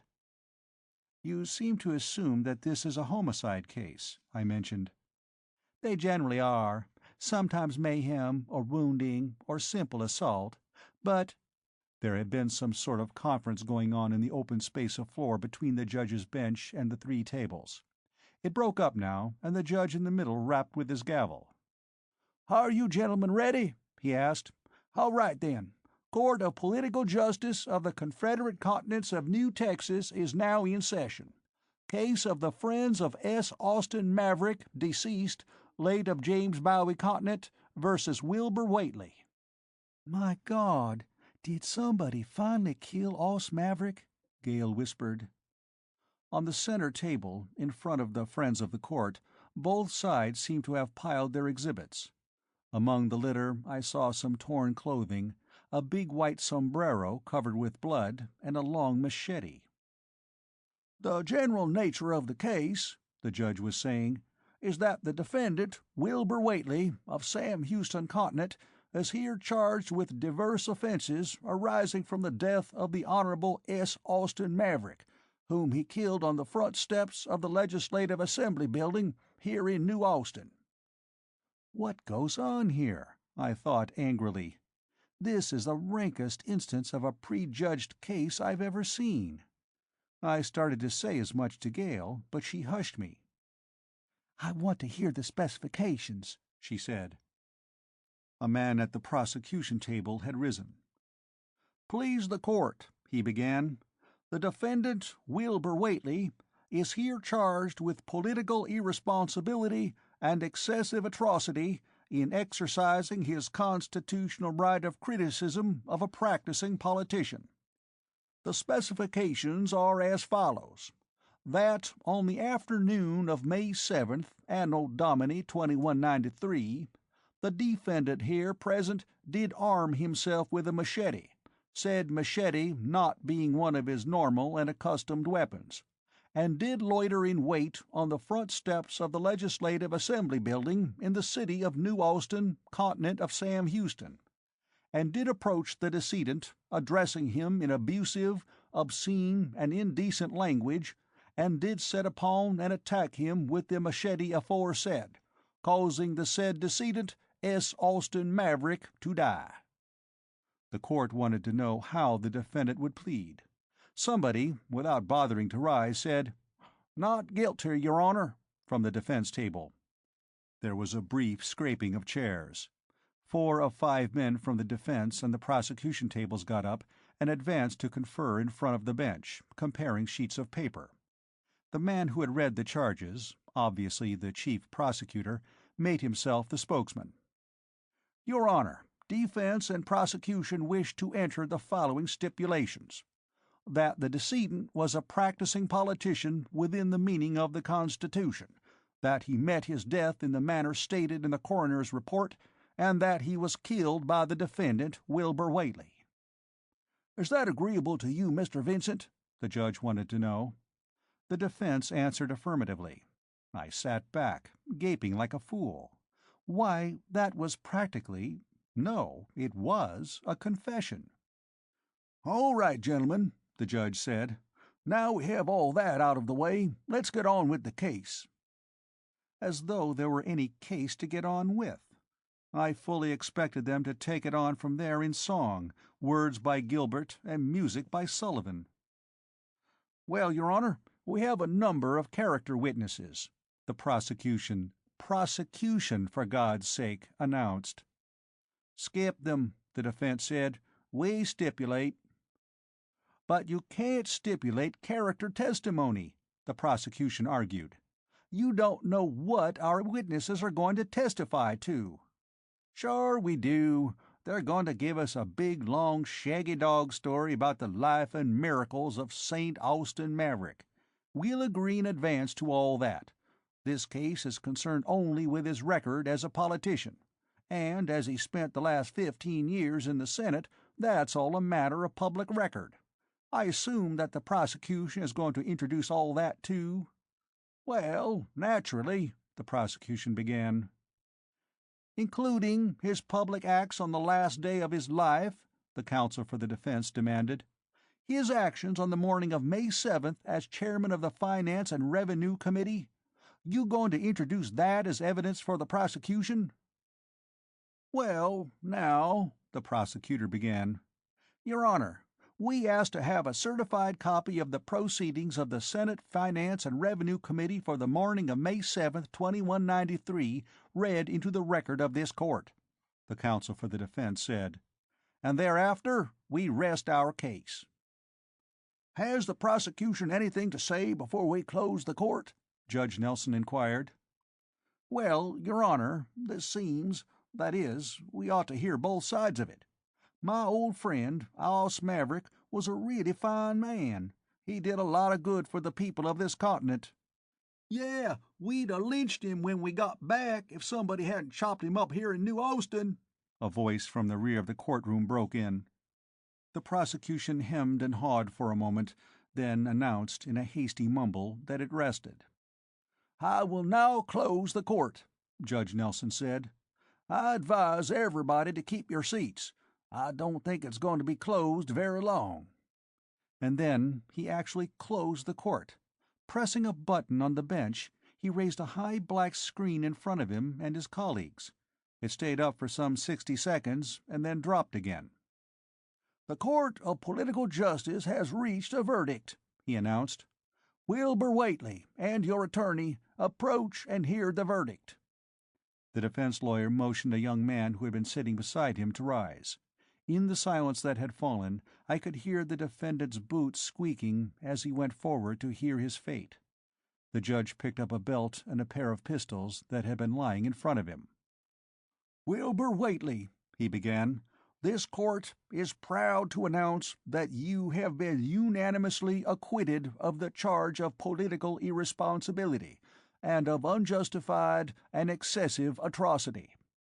There was one dissenting vote on acquitting you of the charge of political irresponsibility.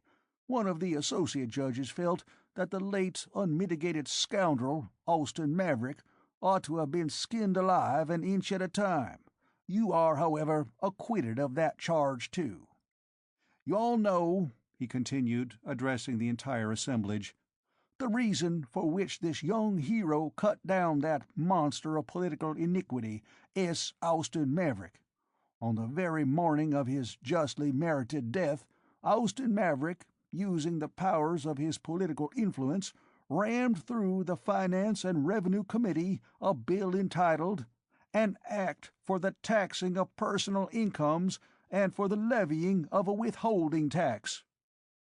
Fellow citizens, words fail me to express my horror of this diabolic proposition, this proposed instrument of tyrannical extortion, borrowed from the dark ages of the 20th century. Why, if this young nobleman had not taken his blade in hand, I'd have killed the son of a bitch myself." He leaned forward, extending the belt and holsters to the defendant. "I therefore restore to you your weapons, taken from you when, in compliance with the law, you were formally arrested. Buckle them on, and assuming your weapons again, go forth from this court a free man, Wilbur Whately, and take with you that machete with which you vindicated the liberties and rights of all New Texans. Bear it reverently to your home, hang it among your lares and penates, cherish it, and dying, mention it within your will, bequeathing it as a rich legacy unto your issue. Court adjourned. Next session, 0900 tomorrow. For Christ's sake, let's get out of here before the barbecue's over." Some of the spectators, drooling for barbecued super cow, began crowding and jostling toward the exits. More of them were pushing to the front of the courtroom, cheering and waving their hip flasks.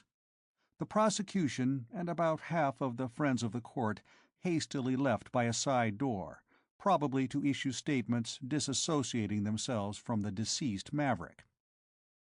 "So, that's the court that's going to try the men who killed Ambassador Cumshaw," I commented as Gale and I went out.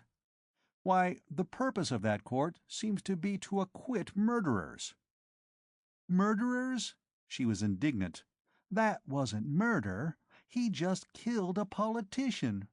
All the court could do was determine whether or not the politician needed it, and while I never heard about Maverick's income tax proposition, I can't see how they could have brought in any other kind of verdict. Of all the outrageous things—" I was thoughtfully silent as we went out into the plaza, which was still a riot of noise and polychromatic costumes, and my thoughts were as weltered as the scene before me. Apparently, on New Texas, killing a politician wasn't regarded as malum in se, and was malum prohibitorum only to the extent that what happened to the politician was in excess of what he deserved. I began to understand why Palm was such a scared rabbit, why Hutchinson had that hunted look and kept his hands always within inches of his pistols. I began to feel more pity than contempt for Thromley, too. He's been on this planet too long, and he should never have been sent here in the first place. I'll rotate him home as soon as possible. Then the full meaning of what I had seen finally got through to me. If they were going to try the killers of Cumshaw in that court, that meant that on New Texas foreign diplomats were regarded as practicing politicians. That made me a practicing politician too.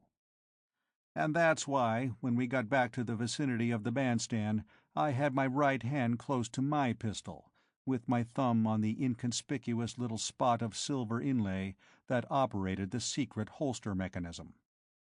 I saw Hutchinson and Palm and Thromley ahead. With them was a newcomer, a portly, ruddy-faced gentleman with a white mustache and goatee, dressed in a white suit. Gale broke away from me and ran toward him. This, I thought, would be her father. Now I would be introduced and find out just what her last name was. I followed, more slowly, and saw a waiter with a wheeled serving table move in behind the group which he had joined. So I saw what none of them did. The waiter suddenly reversed his long carving knife and poised himself for a blow at President Hutchinson's back. I simply pressed the little silver stud on my belt. The Krupp Tata popped obediently out of the holster into my open hand. I thumbed off the safety and swung up. When my sights closed on the rising hand that held the knife, I fired. Hadi Ringo, who had been holding a sandwich with one hand and a drink with the other, dropped both and jumped on the man whose hand I had smashed. A couple of Rangers closed in and grabbed him also. The group around President Hutchinson had all turned and were staring from me to the man I had shot, and from him to the knife with the broken handle lying on the ground. Hutchinson spoke first. "Well, Mr. Ambassador, my government thanks your government. That was nice shooting." "Hey, you been holding out on me," Hadi accused. "I never knew you was that kind of gunfighter." "There's a new wrinkle," the man with the white goatee said. "We'll have to screen the help at these affairs a little more closely." He turned to me. "Mr. Ambassador, New Texas owes you a great deal for saving the President's life. If you will get that pistol out of your hand, I'd be proud to shake it, sir." I holstered my automatic and took his hand. Gale was saying, "Stephen, this is my father," and at the same time Palm, the Secretary of State, was doing it more formally. "Ambassador Silk, may I present one of our leading citizens and large ranchers, Colonel Andrew Jackson Hickok." Dumbarton Oaks had taught me how to maintain the proper diplomat's unchanging expression. Drinking super bourbon had been a postgraduate course. I needed that training as I finally learned Gale's last name. Chapter 6. It was early evening before we finally managed to get away from the barbecue. Thromley had called the embassy and told them not to wait dinner for us, So the staff had finished eating and were relaxing in the patio when our car came in through the street gate. Stonehenge and another man came over to meet us as we got out, a man I hadn't met before. He was a little fellow, half Latin, half Oriental, in new Texas costume and wearing a pair of pistols like mine, in State Department Special Services holsters. He didn't look like a Dumbarton Oaks product. I thought he was more likely an alumnus of some private detective agency. "Mr. Francisco Peros, our intelligence man," Stonehenge introduced him. "Sorry, I wasn't here when you arrived, Mr. Silk," Peros said. "Out checking on some things. But I saw that bit of shooting on the telecast screen in a bar over town. You know, there was a camera right over the bandstand that caught the whole thing. You and Miss Hickok coming toward the president and his party.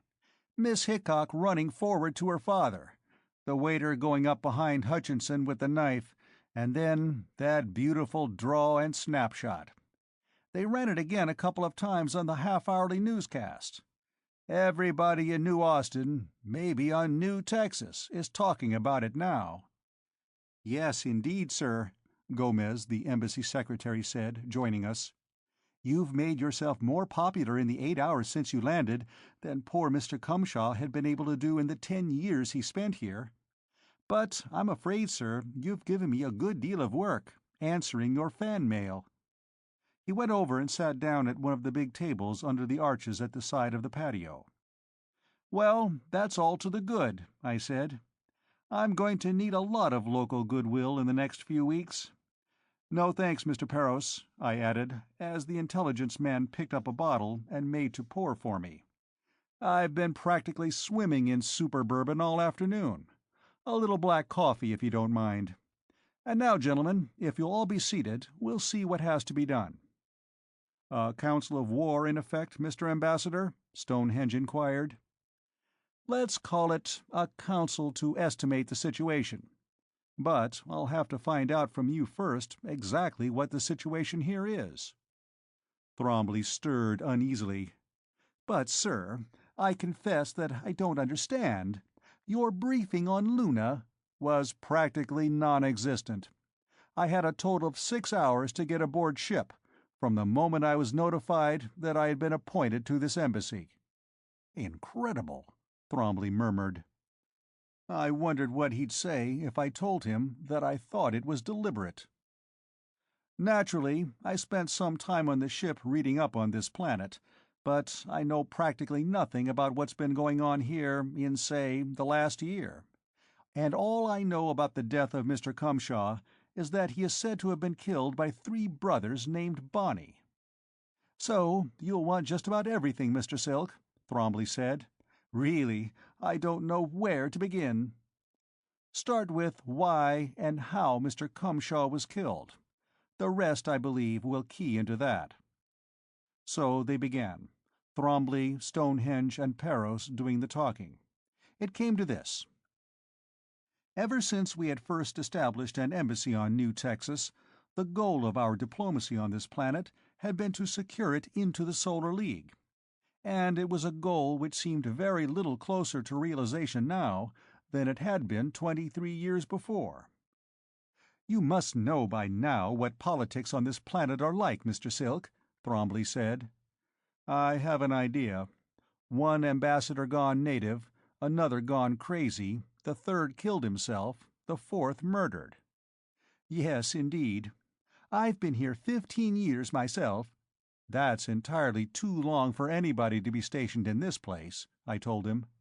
"If I'm not murdered myself in the next couple of weeks, I'm going to see that you and any other member of this staff who's been here over 10 years are rotated home for a tour of duty at department headquarters." "Oh, would you, Mr. Silk? I would be so happy." Thrombley wasn't much in the way of an ally, but at least he had a sound, selfish motive for helping me stay alive. I assured him I would get him sent back to Luna, and then went on with the discussion. Up until 6 months ago, Silas Cumshaw had modeled himself after the typical New Texas politician. He had always worn at least 2 faces. had always managed to place himself on every side of every issue at once. Nothing he ever said could possibly be construed as controversial. Naturally, the cause of New Texan annexation to the Solar League had made no progress whatever. Then, one evening at a banquet, he had executed a complete 100-degree turn, delivering a speech in which he proclaimed that union with the Solar League was the only possible way in which New Texans could retain even a vestige of local sovereignty. He had talked about an invasion as though the enemy ships were already coming out of hyperspace, and had named the invader, calling the Zsroff our common enemy.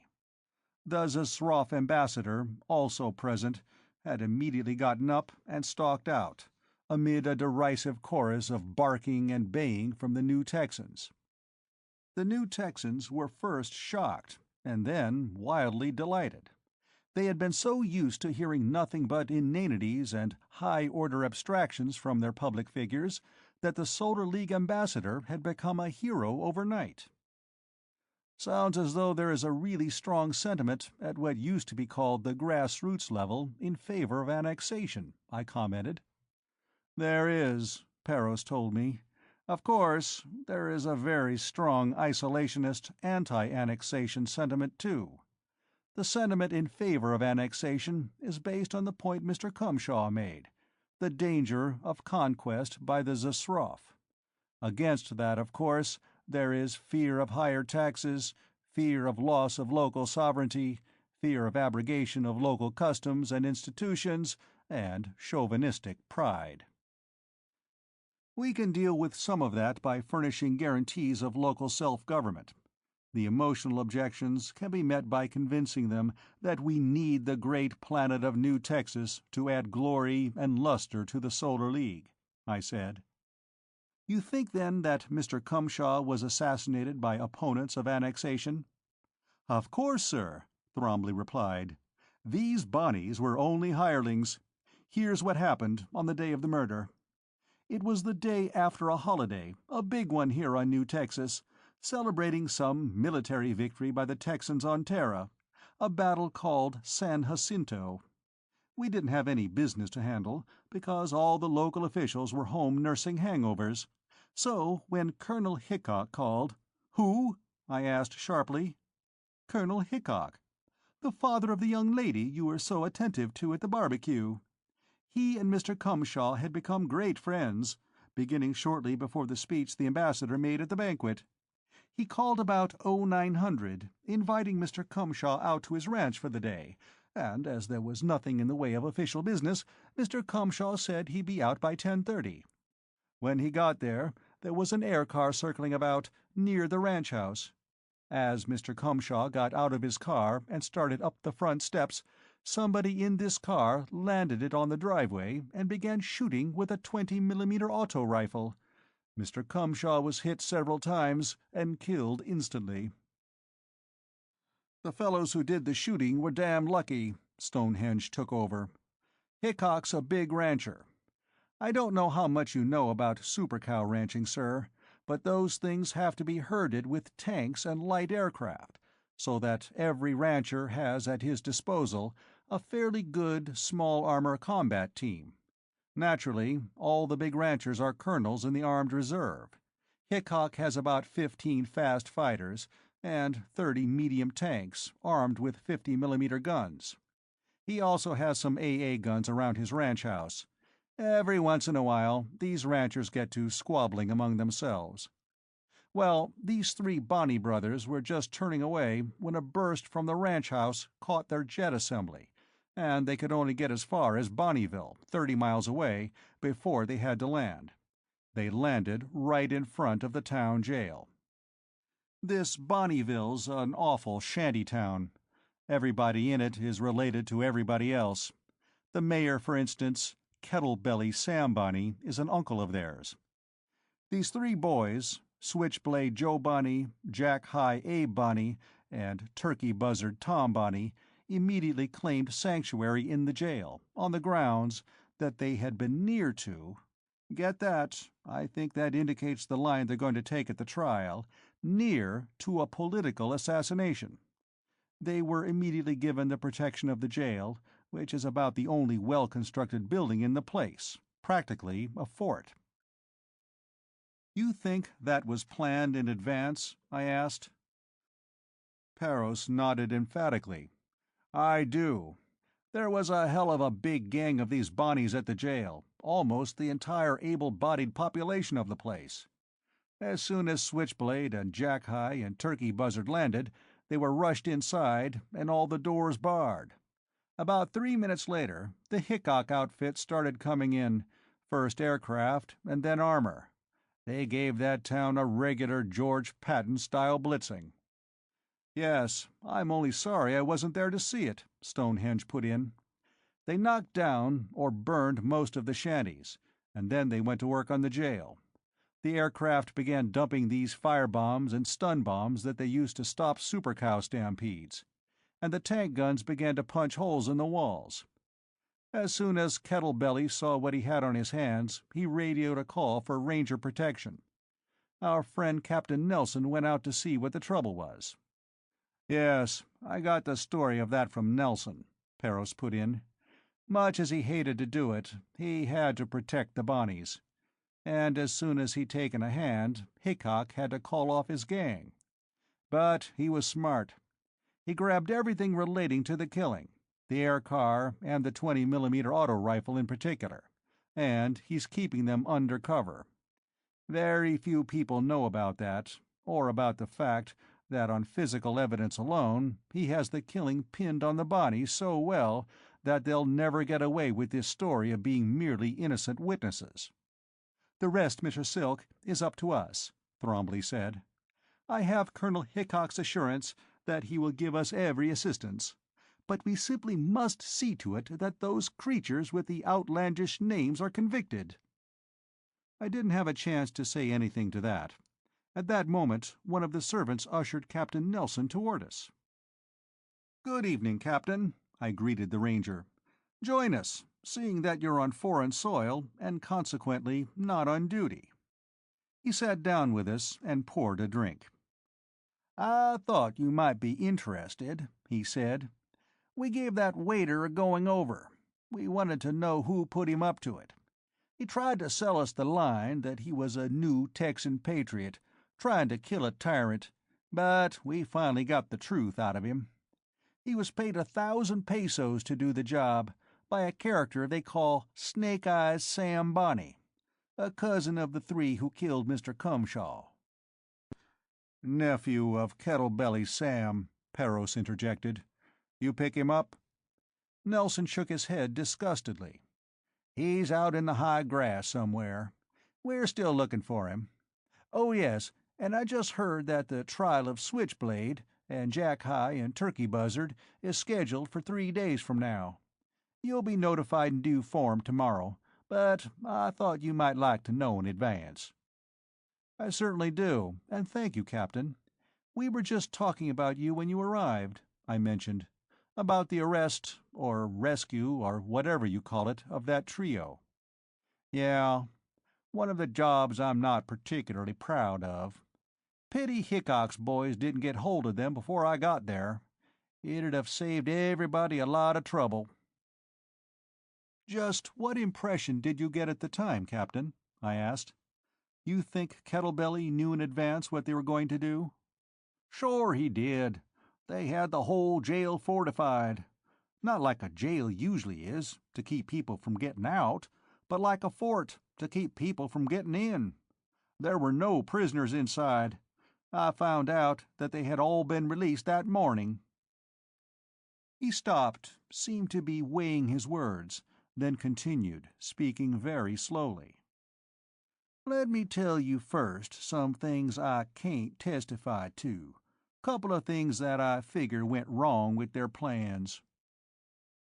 One of Colonel Hickok's men was on the porch to greet Mr. Cumshaw, and he recognized the Bonnies.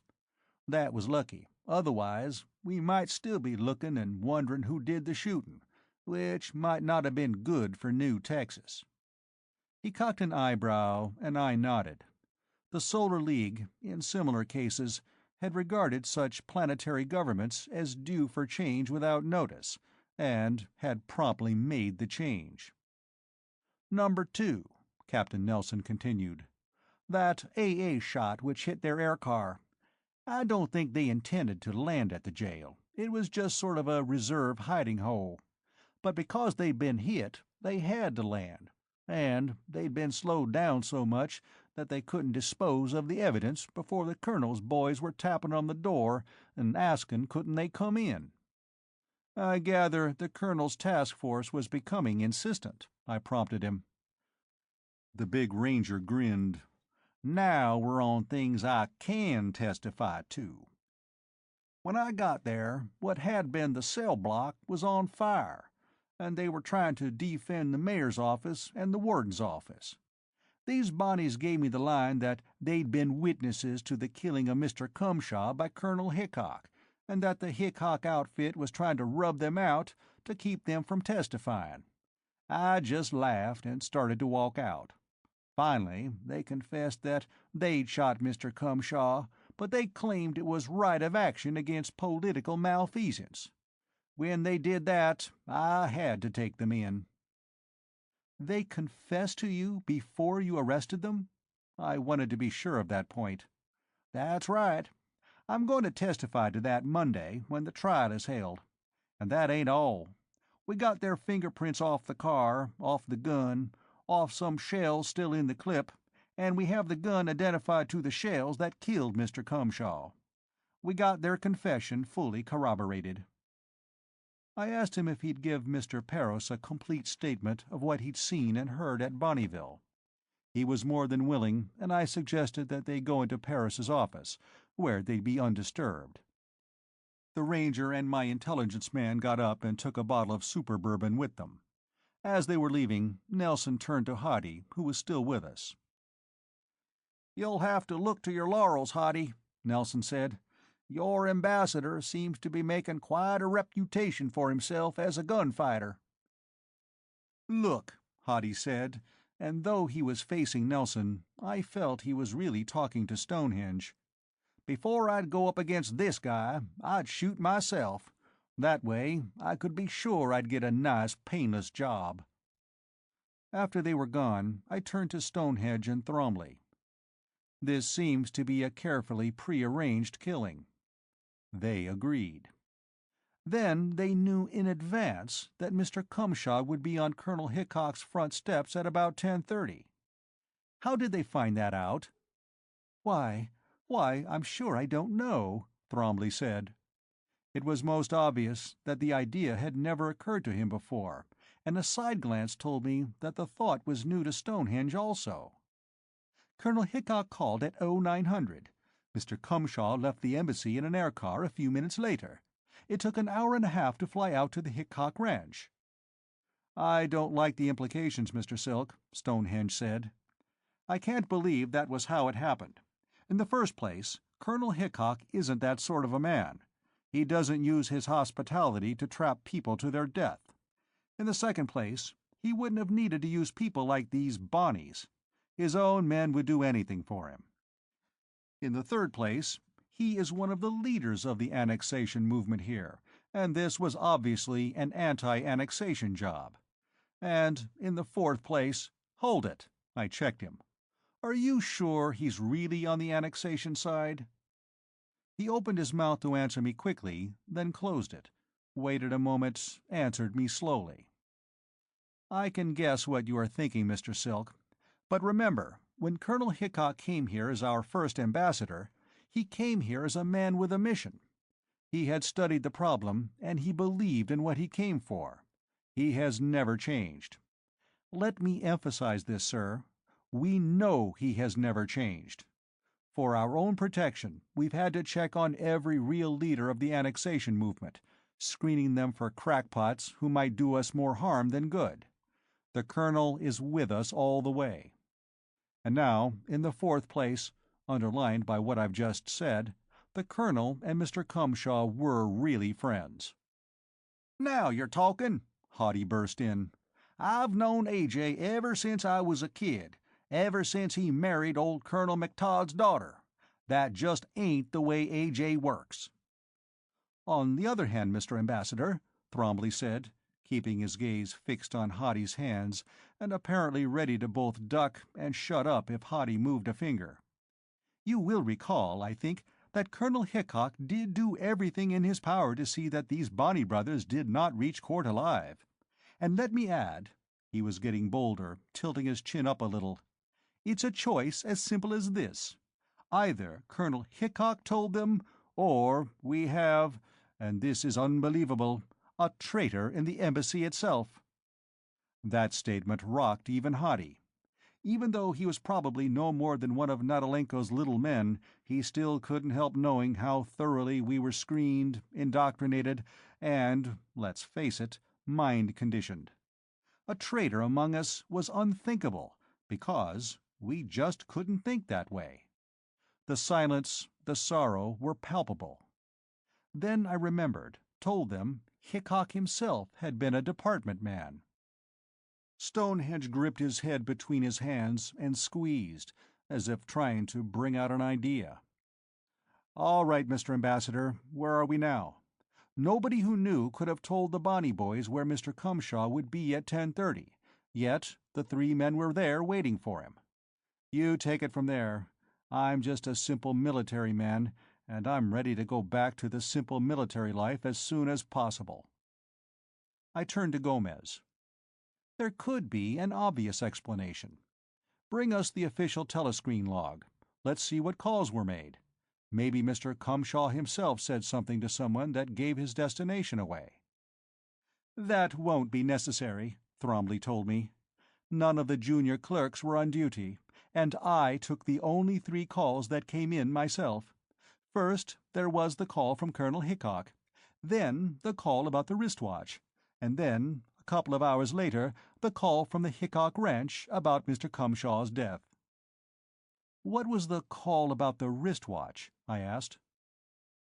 "Oh, that was from the Zasroff embassy," Thromley said. "For some time Mr. Cumshaw had been trying to get one of the very precise watches which the Zasroff manufacture on their home planet. The Zasroff ambassador called that day to tell him that they had one for him and wanted to know when it was to be delivered. I told them the ambassador was out, and they wanted to know where they could call him, and I had never seen a man look more horror-stricken. "Oh my God! I'm the one who told them!" What could I say? Not much, but I tried. "How could you know, Mr. Thromley? You did the natural, the normal, the proper thing on a call from one ambassador to another." I turned to the others, who, like me, preferred not to look at Thromley. They must have had a spy outside who told them the ambassador had left the embassy. Alone, right? And that was just what they'd been waiting for. But what's this about the watch, though? There's more to this than a simple favor from one ambassador to another. "My turn, Mr. Ambassador," Stonehenge interrupted. "Mr. Cumshaw had been trying to get one of the things at my insistence. Naval Intelligence is very much interested in them, and we want a sample. The Zasroff watches are very peculiar. They're operated by radium decay, which, of course, is a universal constant. They're uniformed to a 10th second, and they're all synchronized with the official time at the capital city of the principal Zasroff planet, the time used by the Zasroff Navy." Stonehenge deliberately paused, let that last phrase hang heavily in the air for a moment, then he continued. "They're supposed to be used in religious observances, timing hours of prayer, I believe. They can, of course, have other uses. For example, I can imagine all those watches giving the wearer a light electric shock, or ringing a little bell all over New Texas, at exactly the same moment. And then I can imagine all the Zasroff running down into nice deep holes in the ground." He looked at his own watch. "And that reminds me, my gang of pirates are at the spaceport by now, ready to blast off. I wonder if someone could drive me there." "I'll drive him, boss," Hotty volunteered. "I ain't doing nothing else." I was wondering how I could break that up, plausibly and without betraying my suspicions, when Peros and Captain Nelson came out and joined us. "I have a lot of stuff here," Peros said. "Stuff we never seem to have noticed. For instance—" I interrupted. "Commander Stonehenge is going to the spaceport now," I said. "Suppose you ride with him and brief him on what you've learned on the way. Then, when he's aboard, come back and tell us." Hadi looked at me for a long 10 seconds. His expression started by being exasperated and ended by betraying grudging admiration. Chapter 7. The next morning, which was Saturday, I put Thrombly in charge of the routine work of the embassy, but first instructed him to answer all inquiries about me, with the statement, literally true, that I was too immersed in work of clearing up matters left unfinished after the death of the former ambassador for any social activities. Then I called the Hickok Ranch in the west end of Sam Houston Continent, mentioning an invitation the Colonel and his daughter had extended me, and told them I would be out to see them before noon that same day. With Hadi Ringo driving the car, I arrived about 10:00, and was welcomed by Gale and her father, who had flown out the evening before, after the barbecue. Hadi, accompanied by a ranger and one of Hickok's ranch hands, all three disguised in shabby and grease-stained cast-offs borrowed at the ranch, and driving a dilapidated air car from the ranch junkyard, were sent to visit the slum village of Bonneville. They spent all day there, posing as a trio of range tramps out of favor with the law. I spent the day with Gale, flying over the range, visiting Hickok's herd camps and slaughtering crews. It was a pleasant day, and I managed to make it constructive as well. Because of their huge size, they ran to a live weight of around 15 tons, and their uncertain disposition, super cows are not really domesticated. Each rancher owned the herds on his own land, chiefly by virtue of constant watchfulness over them. There were always a couple of helicopters hovering over each herd, with fast fighter planes waiting on call to come in and drop firebombs or stun bombs in front of them if they showed a disposition to wander too far. Naturally, things of this size could not be shipped live to the market. They were butchered on the range, and the meat hauled out in big copter trucks. Slaughtering was dangerous and exciting work. It was done with medium tanks mounting 50-millimeter guns, usually working at the rear of the herd, although a super cow herd could change directions almost in a second, and the killing tanks would then find themselves in front of a stampede. I saw several such incidents. Once Gale and I had to dive in with our car and help turn such a stampede. We got back to the ranch house shortly before dinner. Gale went at once to change clothes. Colonel Hickok and I sat down together for a drink in his library, a beautiful room. I especially admired the walls, paneled in plastic-hardened super cow leather. "What do you think of our planet now, Mr. Silk?" Colonel Hickok asked. "Well, Colonel, your final message to the state was part of the briefing I received," I replied. "I must say that I agree with your opinions, especially with your opinion of local political practices. Politics is nothing here if not exciting and exacting." "You don't understand it, though." That was about half question and half statement.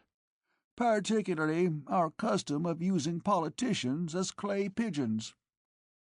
"Well, it is rather unusual." "Yes." The dryness in his tone was a paragraph of comment on my understatement.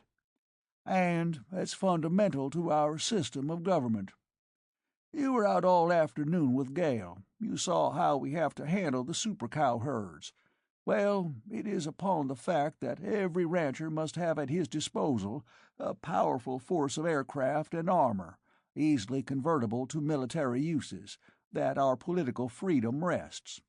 You see, our government is, in effect, an oligarchy of the big landowners and ranchers, who, in combination, have enough military power to overturn any planetary government overnight.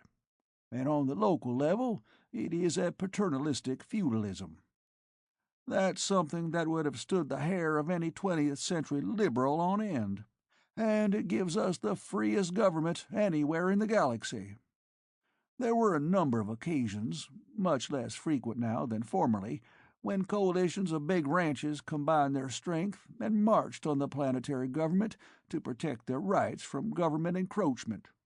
This sort of thing could only be resorted to in defense of some inherent right, and never to infringe on the rights of others, because in the latter case other armed coalitions would have arisen, as they did once or twice during the first 3 decades of New Texan history, to resist. So, the right of armed intervention by the people when the government invaded or threatened their rights became an acknowledged part of our political system. And, this arises as a natural consequence, you can't give a man with 500 employees and a force of tanks and aircraft the right to resist the government, then at the same time deny that right to a man who has only his own pistol or machete. I noticed the president and the other officials have themselves surrounded by guards to protect them from individual attack, I said. Why doesn't the government, as such, protect itself with an army and air force large enough to resist any possible coalition of big ranchers? Because we won't let the government get that strong, the colonel said forcefully. That's one of the basic premises. We have no standing army, only the New Texas Rangers, and the legislature won't authorize any standing army or appropriate funds to support one. Any member of the legislature who tried it would get what Austin Maverick got a couple weeks ago, or what Sam Saltkin got 8 years ago when he proposed a law for the compulsory registration and licensing of firearms. The opposition to that tax scheme of Maverick's wasn't because of what it would cost the public in taxes, but from fear of what the government could do with the money after they got it. Keep a government poor and weak, and it's your servant. Let it get rich and powerful, and it's your master. We don't want any masters here on New Texas. But the president has a bodyguard, I noted. Casualty rate was too high, Hickok explained. Remember, the president's job is inherently impossible. He has to represent all the people. I thought that over, could see the illogical logic, but how about your rancher oligarchy? He laughed. Son, if I started acting like a master around this ranch in the morning, they'd find my body in an irrigation ditch before sunset. Sure, if you have a real army, you can keep the men under your thumb. Use one regiment or division to put down mutiny in another. But when you have only 500 men, all of whom know everybody else and all of them armed, you just act real considerate of them if you want to keep on living. Then would you say that the opposition to annexation comes from the people who are afraid that if New Texas enters the Solar League, there will be League troops sent here, and this interesting system of ensuring government responsibility to the public would be brought to an end? Yes. If you can show the people of this planet that the League won't interfere with local political practices, you'll have a 99.95% majority in favor of annexation. We're too close to the Zesroff star cluster out here not to see the benefits of joining the Solar League. We left the Hickok Ranch on Sunday afternoon, and while Hottie guided our air car back to New Austin, I had a little time to revise some of my ideas about New Texas. That is, I had time to think during those few moments when Hottie wasn't taking advantage of our diplomatic immunity to invent new air-ground traffic laws. My thoughts alternated between the pleasure of remembering Gale's gay company and the gloom of understanding the complete implications of the Colonel's clarifying lectures. Against the background of his remarks, I could find myself appreciating the Gopal Klung Natalenko reasoning. The only way to cut the Gordian knot was to have another Solar League ambassador killed. And whenever I could escape thinking about the fact that the next ambassador to be the clay pigeon was me, I found myself wondering if I wanted the League to take over. Annexation, yes. New Texas customs would be protected under a treaty of annexation. But the justified conquest urged by Machiavelli Jr.? No. I was still struggling with the problem when we reached the embassy about 1700. Everyone was there, including Stonehenge, who had returned 2 hours earlier with the good news that the fleet had moved into position only 60 light minutes off Capella 4. I had reached the point in my thinking where I had decided it was useless to keep Hoddy and Stonehenge apart, except as an exercise in mental agility. Inasmuch as my brain was already weightlifting, swinging from a flying trapeze to elusive flying rings, while doing triple somersaults and at the same time juggling 7 Indian clubs, I skipped the whole matter. But I'm fairly certain that it was until then that Hoddy had a chance to deliver his letter of credence to Stonehenge. After dinner, we gathered in my office for our coffee and a final conference before the opening of the trial the next morning. Stonehenge spoke first, looking around the table at everyone except me. "No matter what happens, we have the fleet within call. Sir Rodney's been active picking up those Zisroff meteor mining boats. They no longer have a tight screen around the system. We do. I don't think that anyone, except us, knows that the fleet's where it is." "No matter what happens," I thought glumly, and the phrase explained why he hadn't been able to look at me. "Well, boss, I gave you my end of it coming in," Hoddy said. "Want me to go over it again? All right. In Bonneville, we found half a dozen people who could swear that Kettle-Belly Sam Bonney was making preparation to protect those 3 brothers an hour before Ambassador Cumshaw was shot. The whole town sorer than hell at Kettle-Belly for antagonizing the Hickok outfit and getting the place shot up the way it was. And we have witnesses that Kettle-Belly was in some kind of deal with the Zisroff, too. The Rangers gathered up 8 of them, who can swear to the preparations and to the fact that Kettle-Belly had Zisroff visitors on different occasions before the shooting." "That's what we want," Stonehenge said.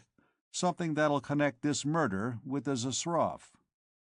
"Well, wait till you hear what I've got," Paris told him.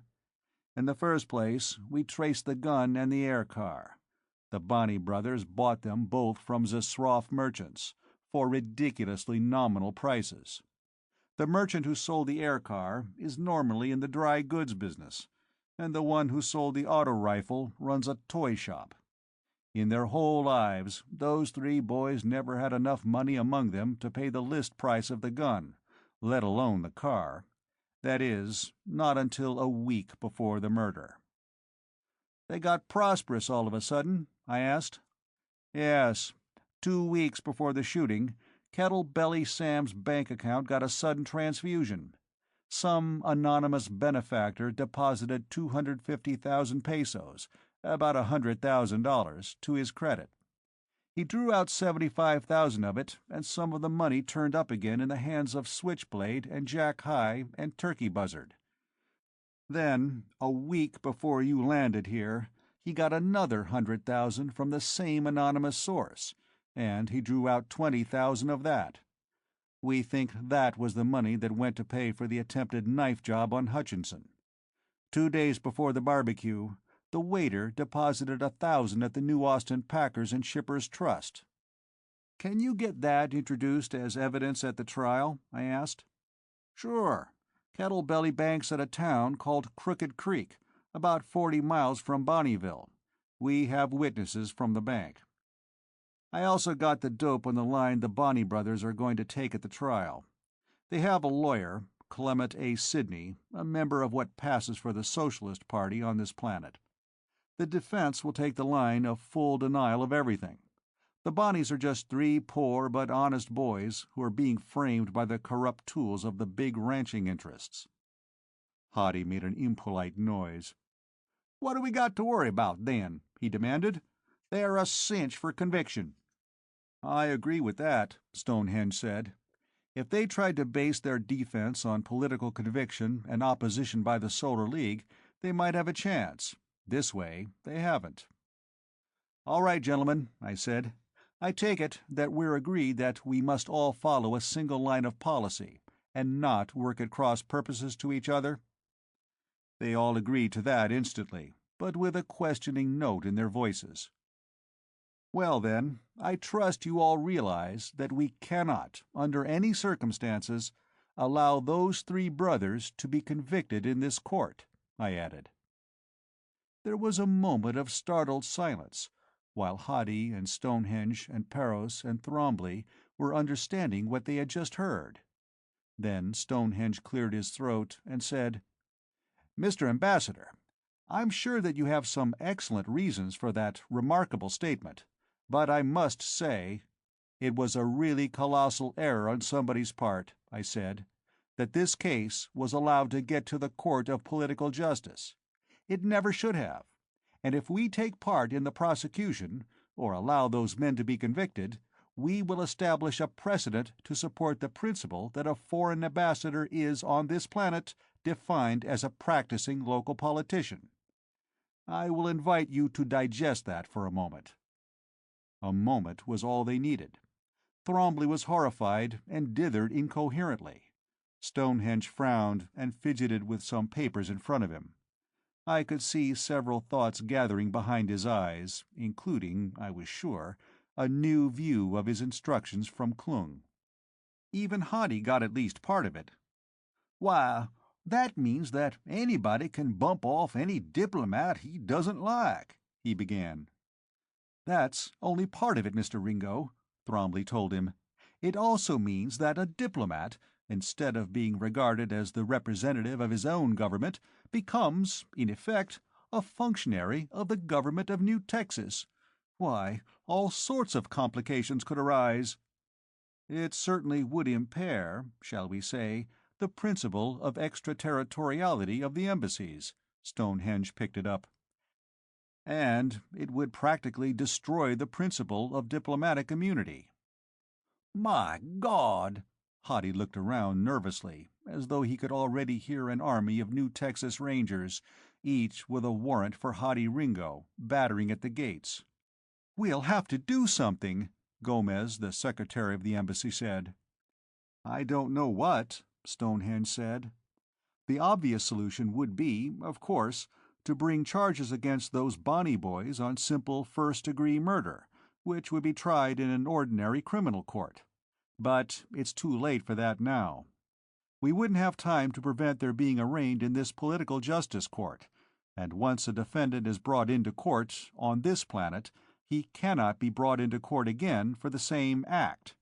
Not the same crime, the same act." I had been thinking about this, and I was ready. "Look, we must bring those Bonnie brothers to trial.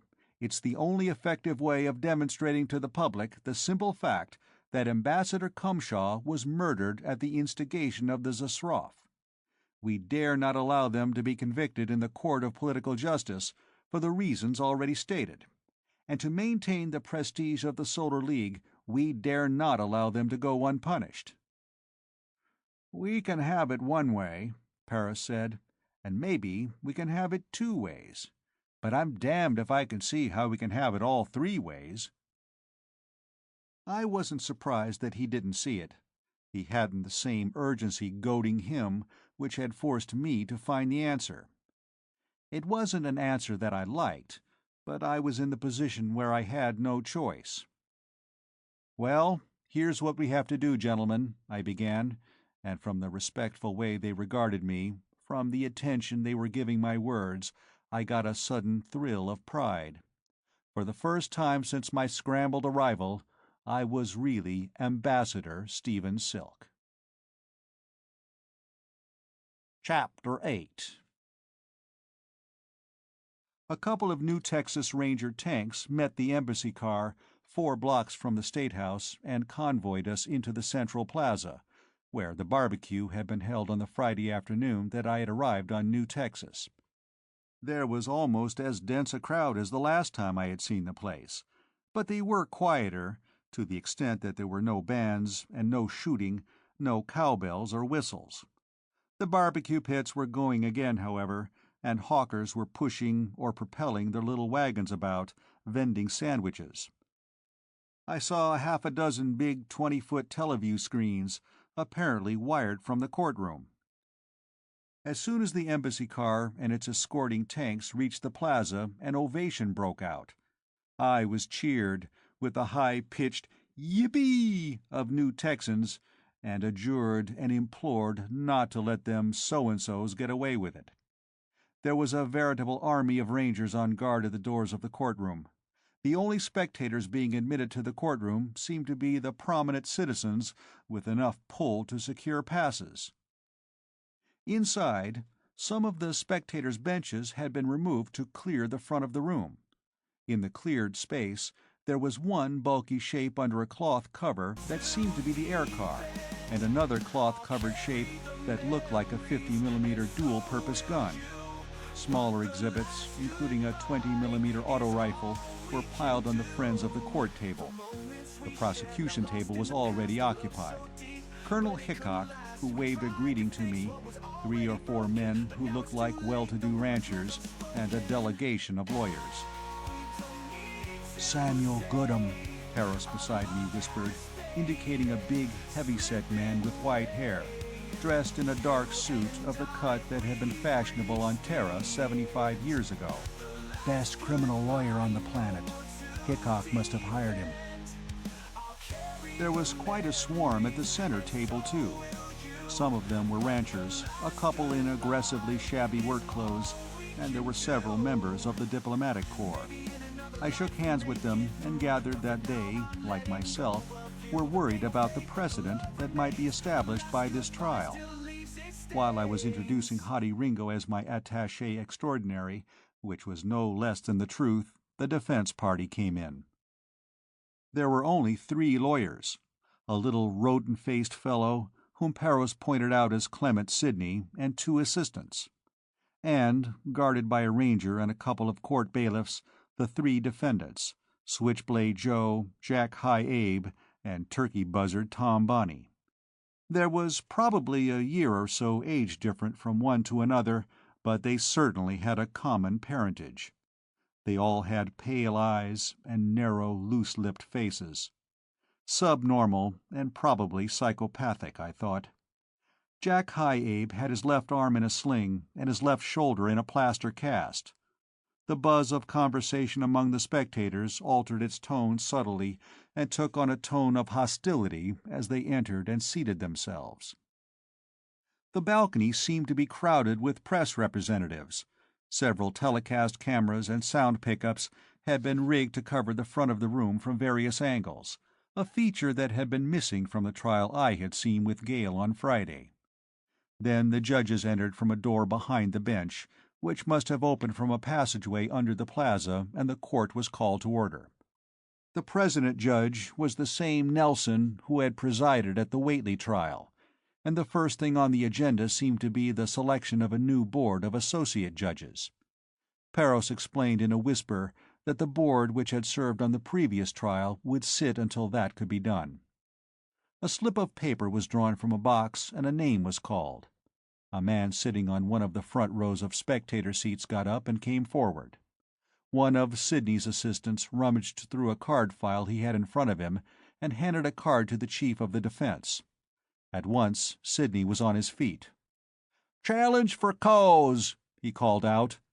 "This man is known to have declared, in conversation at the bar of the Silver Peso Saloon here in New Austin, that these 3 boys, my clients, ought all to be hanged higher than Haman." "Yes, I said that," the veneerman declared. "I'll repeat it right here. All 3 of these murdering skunks ought to be hanged higher than—" "Your Honor!" Sidney almost screamed. "If after hearing this man's brazen declaration of bigoted class hatred against my clients, he is allowed to sit on that bench—" Judge Nelson pounded with his gavel. "You don't have to instruct me in my judicial duties, Counselor," he said. "The veneerman has obviously disqualified himself by giving evidence of prejudice. Next name." The next man was challenged. He was a retired packing-house operator in New Austin, and had once expressed the opinion that Bonneville and everybody in it ought to be H-bombed off the face of New Texas. This Sidney seemed to have gotten the name of everybody likely to be called for court duty, and had something on each one of them, because he went on like that all morning. "You know what I think," Stonehenge whispered to me, leaning over behind Peros. "I think he's just stalling to keep the court in session until the Zasraf fleet gets here. I wish we could get hold of one of those wristwatches." "I can get you one before evening," Hoddy offered, "if you don't care what happens to the mutt what's wearing it." Better not, I decided. Might tip them off to what we suspect. And we don't really need one. Sir Rodney will have patrols out far enough to get warning in time. We took an hour at noon for lunch, and then it began again. By 1647, 15 minutes before court should have adjourned, Judge Nelson ordered the bailiff to turn the clocks back to 1300. The clock was turned back again when it reached 1645. By this time, Clement Sidney was probably the most unpopular man on New Texas. Finally, Colonel Andrew J. Hickok rose to his feet. "Your Honor, the present court is not obliged to retire from the bench until another court has been chosen, as they are now sitting as a court in being. I propose that the trial begin with the present court on the bench." Sidney began yelling protests. Hoddy Ringo pulled his neckerchief around under his left ear and held the ends above his head. Nana Debadian, the ambassador from Beta Cephas 4, drew his biggest knife and began trying the edge on a sheet of paper. "Well, Your Honor, I certainly do not wish to act in an obstructionist manner. The defense agrees to accept the present court," Sidney decided. "Prosecution agrees to accept the present court," Goodham parroted. "The present court will continue on the bench to try the case of the Friends of Silas Cumshaw, deceased, versus Switchblade Joe Bonney, Jack Ha A. Bonney, Turkey Buzzard Tom Bonney et al.'s." Judge Nelson rapped with his gavel. "Court is herewith adjourned until 0900 tomorrow." Chapter 9. The trial got started the next morning with a minimal amount of objections from Sidney. The charges and specifications were duly read, the 3 defendants pleaded not guilty, and then Goodham advanced with a paper in his hand to address the court. Sidney scampered up to take his position beside him. "Your Honor, the prosecution wishes, subject to agreement of the defense, to enter the following stipulations, to wit, first, that the late Silas Cumshaw was a practicing politician within the meaning of the law. Second, that he is now dead, and came to his death in the manner attested to by the coroner of Sam Houston Continent. Third, that he came to his death at the hands of the defendants here present." In all my planning, I'd forgotten that. I couldn't let those stipulations stand without protest, and at the same time, if I protested the characterization of Cumshaw as a practicing politician, the trial could easily end right there. So I prayed for a miracle, and Clement Sidney promptly obliged me. "Defense won't stipulate anything," he barked. "My clients here are victims of a monstrous conspiracy, a conspiracy to conceal the true facts of the death of Silas Cumshaw. They ought never to have been arrested or brought here, and if the prosecution wants to establish anything, they can do it by testimony, in the regular and lawful way. This practice of free-wheeling stipulation is only one of the many devices by which the courts of this planet are being perverted to serve the corrupt and unjust ends of a gang of reactionary landowners." Judge Nelson's gavel hit the bench with a crack like a rifle shot. "Mr. Sidney, in justice to your clients, I would hate to force them to change lawyers in the middle of their trial, but if I hear another remark like that about the courts of New Texas, that's exactly what will happen, because you'll be in jail for contempt. Is that clear, Mr. Sidney?" I settled back with a deep sigh of relief, which got me, I noticed, curious stares from my fellow ambassadors. I disregarded the questions in their glances. I had what I wanted. They began calling up the witnesses. First, the doctor who had certified Ambassador Cumshaw's death. He gave a concise description of the wounds which had killed my predecessor. Sidney was trying to make something out of the fact that he was Hickok's family physician, and consuming more time when I got up. "Your Honor, I am present here as amicus curiae, because of the obvious interest which the government of the Solar League has in this case." "Objection!" Sidney yelled. "Please state it," Nelson invited. "This is a court of the people of the planet of New Texas. This foreign emissary of the Solar League, sent here to conspire with the New Texan traitors to the end that New Texas shall be reduced to a supine and ravished satrapy of the all-devouring empire of the galaxy," Judge Nelson rapped sharply. "Friends of the court are defined as persons having a proper interest in the case. As this case arises from the death of the former ambassador of the Solar League, I cannot see how the present ambassador and his staff can be excluded. Overruled." He nodded to me. "Continue, Mr. Ambassador." "As I understand, I have the same rights of cross-examination of witnesses as counsel for the prosecution and defense. Is that correct, Your Honor?" It was, so I turned to the witness. "I suppose, Doctor, that you have had quite a bit of experience in your practice with gunshot wounds?" He chuckled.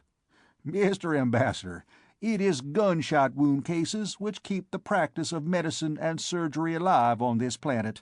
Yes, I definitely have." "Now, you say that the deceased was hit by 6 different projectiles, right shoulder almost completely severed, right lung and right ribs blown out of the chest, spleen and kidney so intermingled as to be practically one, and left leg severed by complete shattering of the left pelvis and hip joint?" "That's right." I picked up the 20mm auto rifle. It weighed a good 60 pounds from the table, and asked him if this weapon could have inflicted such wounds. He agreed that it both could and had. "This is the usual type of weapon used in your New Texas political liquidations?" I asked. "Certainly not. The usual weapons are pistols, sometimes a hunting rifle or a shotgun." I asked the same question when I cross-examined the ballistics witness. "Is this the usual type of weapon used in your New Texas political liquidations?" "No, not at all. That's a very expensive weapon, Mr. Ambassador. Wasn't even manufactured on this planet. Made by the Zisroff star cluster. A weapon like that sells for 500-600 pesos. It's used for shooting really big game, super mastodon and things like that, and of course for combat." "It seems," I remarked, "that the defense is overlooking an obvious point here. I doubt if these 3 defendants ever, in all their lives, had among them the price of such a weapon." That, of course, brought Sidney to his feet, sputtering objections to this attempt to disparage the honest poverty of his clients, which only helped to call attention to the point. Then the prosecution called in a witness named David Crockett Longfellow. I'd met him at the Hickok ranch. He was Hickok's butler. He limped from an old injury which had retired him from work on the range. He was sworn in and testified to his name and occupation. "Do you know these 3 defendants?" Goodham asked him. "Yeah, I even marked one of them for future identification," Longfellow replied. Sidney was up at once, shouting objections. After he was quieted down, Goodham remarked that he'd come to that point later, and began a line of questioning to establish that Longfellow had been on the Hickok ranch on the day when Silas Cumshaw was killed.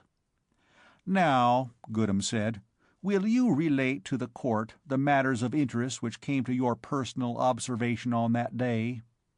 Longfellow began his story. "At about 0900, I was dusting up and straightening things in the library while the colonel was at his desk. All of a sudden he said to me, 'Davy, suppose you call the Solar Embassy and see if Mr. Cumshaw is doing anything today. If he isn't, ask him if he wants to come out.' I was working right beside the telescreen. So I called the Solar League Embassy. Mr. Thromley took the call, and I asked him was Mr. Cumshaw round. By this time the colonel got through with what he was doing at the desk and came over to the screen. I went back to my work, but I heard the colonel asking Mr. Cumshaw could he come out for the day, and Mr. Cumshaw saying yes he could, he'd be out by about 10:30.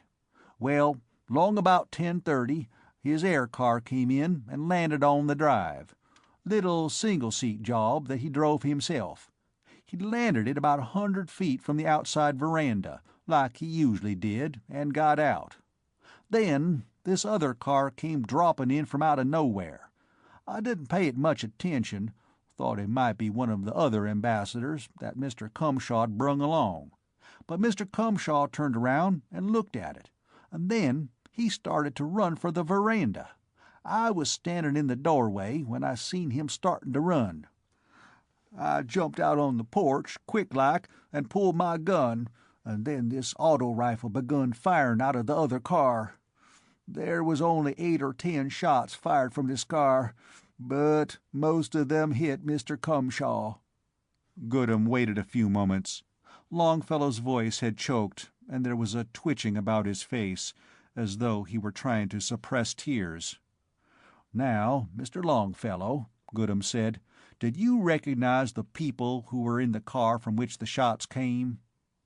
"Yeah, like I said, I cut a mark on one of them. That one there, Jack High A. Bonney. He was handling the gun, and from where I was he had his left side to me. I was trying for his head, but I always overshoot, so I have the habit of holding low. This time I held too low." He looked at Jack High in coldly poisonous hatred. "I'll be sorry about that as long as I live." "And who else was in the car?" "The other 2 curs out of the same litter, Switchblade and Turkey Buzzard, over there." Further questioning revealed that Longfellow had had no direct knowledge of the pursuit or the siege of the jail in Bonneville. Colonel Hickok had taken personal command of that, and had left Longfellow behind to call the Solar League Embassy and the Rangers. He had made no attempt to move the body, but had left it lying in the driveway until the doctor and the Rangers arrived. Goodham went to the middle table and picked up a heavy automatic pistol. "I call the court's attention to this pistol. It's an 11mm automatic manufactured by the Colt Firearms Company of New Texas, a licensed subsidiary of the Colt Firearms Company of Terra." He handed it to Longfellow. "Do you know this pistol?" he asked. Longfellow was almost insulted by the question. Of course he knew his own pistol. He recited the serial number and pointed to the different scars and scratches on the weapon, telling how they had been acquired. "The court accepts that Mr. Longfellow knows his own weapon," Nelson said. "I assume that this is the weapon with which you claim to have shot Jack High A. Bonney?" It was, although Longfellow resented the qualification. "That's all. Your witness, Mr. Sidney," Goodham said. Sidney began an immediate attack. Questioning Longfellow's eyesight, intelligence, honesty, and integrity, he tried to show personal enmity toward the Bonnies. He implied that Longfellow had been conspiring with Cumshaw to bring about the conquest of New Texas by the Solar League. The verbal exchange became so heated that both witness and attorney had to be admonished repeatedly from the bench. But at no point did Sidney shake Longfellow from his one fundamental statement, that the Bonney brothers had shot Silas Cumshaw, and that he had shot Jack High A. Bonney in the shoulder. When he was finished, I got up and took over. "Mr. Longfellow, you say that Mr. Thromley answered the screen at the Solar League Embassy," I began. "You know Mr. Thromley?" "Sure, Mr. Silk. He's been out at the ranch with Mr. Cumshaw a lot of times." "Well, beside yourself and Colonel Hickok and Mr. Cumshaw, and possibly Mr. Thromley, who else knew that Mr. Cumshaw would be at the ranch at 10:30 on that morning?" "Nobody. But the air car had obviously been waiting for Mr. Cumshaw. The Bonnies must have had advance knowledge. My questions made that point clear despite the obvious, and reluctantly court-sustained objections from Mr. Sidney. "That would be all, Mr. Longfellow. Thank you. Any questions from anybody else?" There being none, Longfellow stepped down. It was then a few minutes before noon, so Judge Nelson recessed court for an hour and a half. In the afternoon, the surgeon who had treated Jack High Abe Bonney's wounded shoulder testified, identifying the bullet which had been extracted from Bonney's shoulder. A ballistics man from Ranger Crime Lab followed him to the stand and testified that it had been fired from Longfellow's Colt. Then Ranger Captain Nelson took the stand. His testimony was about what he had given me at the embassy, with the exception that the Bonnies' admission that they had shot Ambassador Cumshaw was ruled out as having been made under duress. However, Captain Nelson's testimony didn't need the confessions. The cover was stripped off the aircar, and a couple of men with a power dolly dragged it out in front of the bench. The ranger captain identified it as the car which he had found at the Bonneville jail. He went over it with an ultraviolet flashlight and showed where he had written his name and the date on it with fluorescent ink. The effects of the AA fire were plainly evident on it. Then the other shrouded object was unveiled and identified as the gun which had disabled the aircar. Colonel Hickok identified the gun as the one with which he had fired on the aircar. Finally, the ballistics expert was brought back to the stand again to link the two by means of fragments found in the car. Then Goodham brought Kettlebelly Sam Bonney to the stand.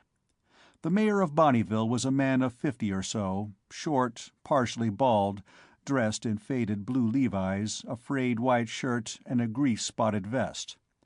There was absolutely no mystery about how he had acquired his nickname. He disgorged a cud of tobacco into a spittoon, took the oath with unctuous solemnity, then reloaded himself with another chew, and told his version of the attack on the jail. At about 10:45 on the day in question, he testified, he had been in his office, hard at work in the public service, when an aircar, partially disabled by gunfire, had landed in the street outside, and the three defendants had rushed in, claiming sanctuary. From then on, the story flowed along smoothly, following the lines predicted by Captain Nelson and Perros. Of course, he had given the fugitives shelter. They had claimed to have been near to a political assassination and were in fear of their lives. Under Sidney's cross-examination and coaching, he poured out the story of Bonneville's wrongs at the hands of the reactionary landowners, and the atrocious behavior of the Hickok goon gang. Finally, after extracting the last drop of class-hatred venom out of him, Sidney turned him over to me. "How many men were inside the jail when the three defendants were claiming sanctuary?" I asked. He couldn't rightly say, maybe 4 or 5. "Closer 25, according to the Rangers. How many of them were prisoners in the jail?"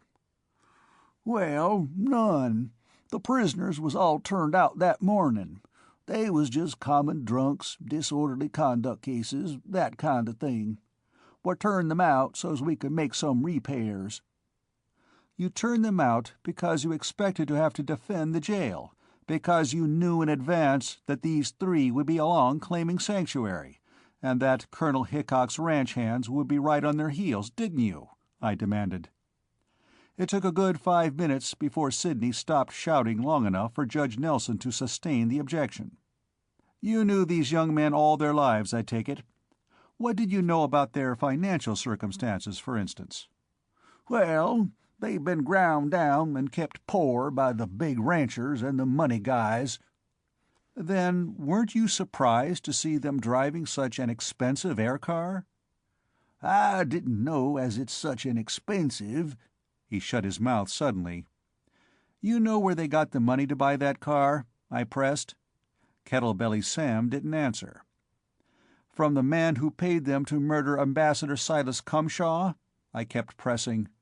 "Do you know how much they were paid for that job? Do you know where the money came from?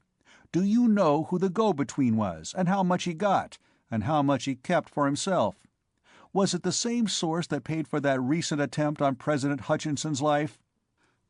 "I refuse to answer," the witness declared, trying to shove his chest out about half as far as his midriff.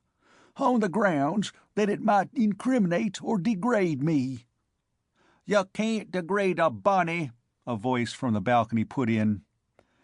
"So then," I replied to the voice, "what he means is incriminate." I turned to the witness. "That will be all. Excused." As Bonnie left the stand and was led out the side door, Goodham addressed the bench. "Now, Your Honor," he said, "I believe that the prosecution has succeeded in definitely establishing that these three defendants actually did fire the shot which, on April 22, 2193, deprived Silas Cumshaw of his life. We will now undertake to prove—" Followed a long succession of witnesses, each testifying to some public or private act of philanthropy, some noble trait of character. It was the sort of thing which the defense lawyer in the Whately case had been so willing to stipulate. Sidney, of course, tried to make it all out to be part of a sinister conspiracy to establish a Solar League fifth column on New Texas. Finally, the prosecution rested its case. I entertained Gail and her father at the embassy that evening. The street outside was crowded with New Texans, all of them on our side, shouting slogans like "Death to the Bonnies!" and "Vengeance for Cumshaw!" and "Annexation now!" Some of it was entirely spontaneous, too. The Hickocks, father and daughter, were given a tremendous ovation when they finally left, and followed to their hotel by cheering crowds. I saw one big banner lettered, "Don't let New Texas go to the dogs," and bearing a crude picture of a Zasroff. I seem to recall having seen a couple of our Marines making that banner the evening before in the embassy patio. But... Chapter 10. The next morning, the third of the trial, opened with the defense witnesses, character witnesses for the three killers, and witnesses to the political iniquities of Silas Cumshaw. Neither Goodham nor I bothered to cross-examine the former. I couldn't see how any lawyer as shrewd as Sidney had shown himself to be would even dream of getting such an array of thugs, cutthroats, sluts, and slatterns into court as character witnesses for anybody. The latter, on the other hand, we went after unmercifully, revealing, under their enmity for Cumshaw, a small, hard core of bigoted xenophobia and selfish fear. Goodham did a beautiful job on that. He seemed able, at a glance, to divine exactly what each witness's motivation was, and able to make him or her betray that motivation in its least admirable terms. Finally, the defense rested, about a quarter hour before noon. I rose and addressed the court. "Your Honor, while both the prosecution and the defense have done an admirable job in bringing out the essential facts of how my predecessor met his death, there are many features about this case which are far from clear to me. They will be even less clear to my government, which is composed of men who have never set foot on this planet. For this reason, I wish to call, or recall, certain witnesses to clarify these points." Sidney, who had begun shouting objections as soon as I had gotten to my feet, finally managed to get himself recognized by the court. "This Solar League ambassador, Your Honor, is simply trying to use the courts of the planet of New Texas as a sounding board for his imperialistic government's propaganda." "You may reassure yourself, Mr. Sidney," Judge Nelson said. "This court will not allow itself to be improperly used or improperly swayed by the ambassador of the Solar League. This court is interested only in determining the facts regarding the case before it. You may call your witnesses, Mr. Ambassador." He glanced at his watch. "Court will now recess for an hour and a half. Can you have 'em here by 13:30? I assured him I could, after glancing across the room at Ranger Captain Nelson and catching his nod. My first witness that afternoon was Thrombley. After the formalities of getting his name and connection with the Solar League embassy on the record, I asked him, "Mr. Thrombley, did you, on the morning of April 22nd, receive a call from the Hickok Ranch for Mr. Cumshaw?" "Yes, indeed, Mr. Ambassador. The call was from Mr. Longfellow, Colonel Hickok's butler. He asked if Mr. Cumshaw were available. It happened that Mr. Cumshaw was in the same room with me, and he came directly to the screen. Then Colonel Hickok appeared in the screen and inquired if Mr. Cumshaw could come out to the ranch for the day. He said something about super dove shooting." "You heard Mr. Cumshaw tell Colonel Hickok that he would be out at the ranch at about 10:30? Thromley said he had. "And to your knowledge, did anybody else at the embassy hear that?" "Oh, no, sir. We were in the ambassador's private office, and the screen there is tap-proof." "And what other calls did you receive, prior to Mr. Cumshaw's death?" "About 15 minutes after Mr. Cumshaw had left, the Zsroff ambassador called, about a personal matter. As he was most anxious to contact Mr. Cumshaw, I told him where he had gone." "Then, to your knowledge, outside of yourself, Colonel Hickok, and his butler, the Zsroff ambassador was the only person who could have known that Mr. Cumshaw's car would be landing on Colonel Hickok's drive at or about 10:30. Is that correct?" "Yes, plus anybody whom the Zsroff ambassador might have told." "Exactly," I pounced. Then I turned and gave the three Bonney brothers a sweeping glance. "Plus anybody the Zsroff ambassador might have told. That's all. Your witness, Mr. Sidney." Sidney got up, started toward the witness stand, and then thought the better of it. "No questions," he said. The next witness was a Mr. James Finnegan. He was identified as a cashier of the Crooked Creek National Bank. I asked him if Kettle-Belly Sam Bonney did business at his bank. He said yes. "Anything unusual about Mayor Bonney's account?" I asked. "Well, it's been unusually active lately. Ordinarily, he carries around 2,000–3,000 pesos, but about the 1st of April, that took a big jump. Quite a big jump. 250,000 pesos, all in a lump." "When did Kettle-Belly Sam deposit this large sum?" I asked. "He didn't. The money came to us in a cashier's check on the Ranchers Trust Company of New Austin, with an anonymous letter asking that it be deposited to Mayor Bonney's account. The letter was typed on a sheet of yellow paper in basic English." "Do you have that letter now?" I asked. "No, I don't. After we'd recorded the new balance, Kettle-Belly came storming in, raising hell because we'd recorded it. He told me that if we ever got another deposit like that, we were to turn it over to him in cash.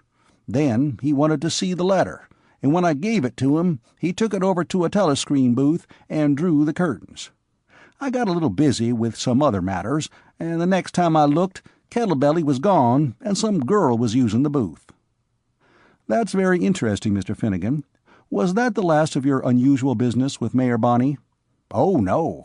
Then, about 2 weeks before Mr. Cumshaw was killed, Kettle-Belly came in and wanted 50,000 pesos, in a big hurry, in small bills. I gave it to him, and he grabbed at the money like a starved dog at a bone, and upset a bottle of red perma-ink, the sort we use to refill our bank seals. 3 of the bills got splashed. I offered to exchange them, but he said, 'Hell with it, I'm in a hurry,' and went out. The next day, Switchblade Joe Bonney came in to make payment on a note we were holding on him. He used those 3 bills in the payment. Then, about a week ago, there was another cashier's check came in for Kettle-Belly. This time there was no letter, just one of our regular deposit slips. No name of depositor. I held the check and gave it to Kettle-Belly. I remember when it came in, I said to one of the clerks, 'Well, I wonder who's going to get bumped off this time,' and sure enough." Sidney's yell of "Objection!" was all his previous objections gathered into one. "You say the letter accompanying the first deposit, the one in basic English, was apparently taken away by Kettle-Belly Sam Bonney. If you saw another letter of the same sort, would you be able to say whether or not it might be like the one you mentioned?" Sidney vociferating more objections. I was trying to get expert testimony without previous qualification. "Not at all, Mr. Sidney," Judge Nelson ruled. "Mr. Silk has merely asked if Mr. Finnegan could say whether one document bore any resemblance to another." I asked permission to have another witness sworn in while Finnegan was still on the stand, and called in a Mr. Boone, the cashier of the Packers and Brokers Trust Company of New Austin. He had with him a letter, typed on yellow paper, which he said had accompanied an anonymous deposit of 200,000 pesos. Mr. Finnegan said that it was exactly like the one he had received, in typing, grammar, and wording, all but the name of the person to whose account the money was to be deposited. "And whose account received this anonymous benefaction, Mr. Boone?" I asked. "The account," Boone replied, "of Mr. Clement Sidney." I was surprised that Judge Nelson didn't break the handle of his gavel after that. Finally, after a couple of threats to clear the court, order was restored. Mr. Sidney had no questions to ask this time either. The bailiff looked at the next slip of paper I gave him, frowned over it, and finally asked the court for assistance. "I can't pronounce this here thing at all," he complained. One of the judges finally got out a mouthful of growls and yaps and gave it to the clerk of the court to copy into the record. The next witness was a Zasroff, and in the new Texas garb he was wearing, he was something to open my eyes, even after years on the hooligan diplomats. After he took the stand, the clerk of the court looked at him blankly for a moment. Then he turned to Judge Nelson. "Your Honor, how am I going to go about swearing him in?" he asked. "What does a Zasroff swear by that's binding?" The president judge frowned for a moment. "Does anybody here know Basic well enough to translate the oath?" he asked. "I think I can," I offered. "I spent a great many years in our consular service before I was sent here. We use Basic with a great many alien peoples." "Administer the oath, then," Nelson told me. "Put up right hand," I told the Zasroff. "Do you truly say, in front of a Great One who made all worlds, who has knowledge of what is in the hearts of all persons, that what you will say here will be true, all true, and not anything that is not true, and will you so say again at a time when all worlds end? Do you so truly say?" "Yes, I so truly say." "Say your name." "Pubamegal Kovutumek Chichichi." "What is your business?" "I put things made of cloth into this world, and I take meat out of this world." "Where do you have your house?" "Here in New Austin, over my house of business on Coronado Street." "What people do you see in this place that you have made business with?" Pupamegal Kovutumek Chichichi pointed a three-fingered hand at the Bonney brothers. "What business did you make with them?" "I gave them money for a machine which goes on the ground and goes in the air very fast, to take persons and things about." "Is that the thing you gave them for money?" I asked, pointing at the exhibit air car. "Yes, but it was new then. It has been made broken by things from guns now." "What money did they give you for the machine?" 100 pesos. That started another uproar. There wasn't a soul in that courtroom who didn't know that 5,000 pesos would have been a giveaway bargain price for that car.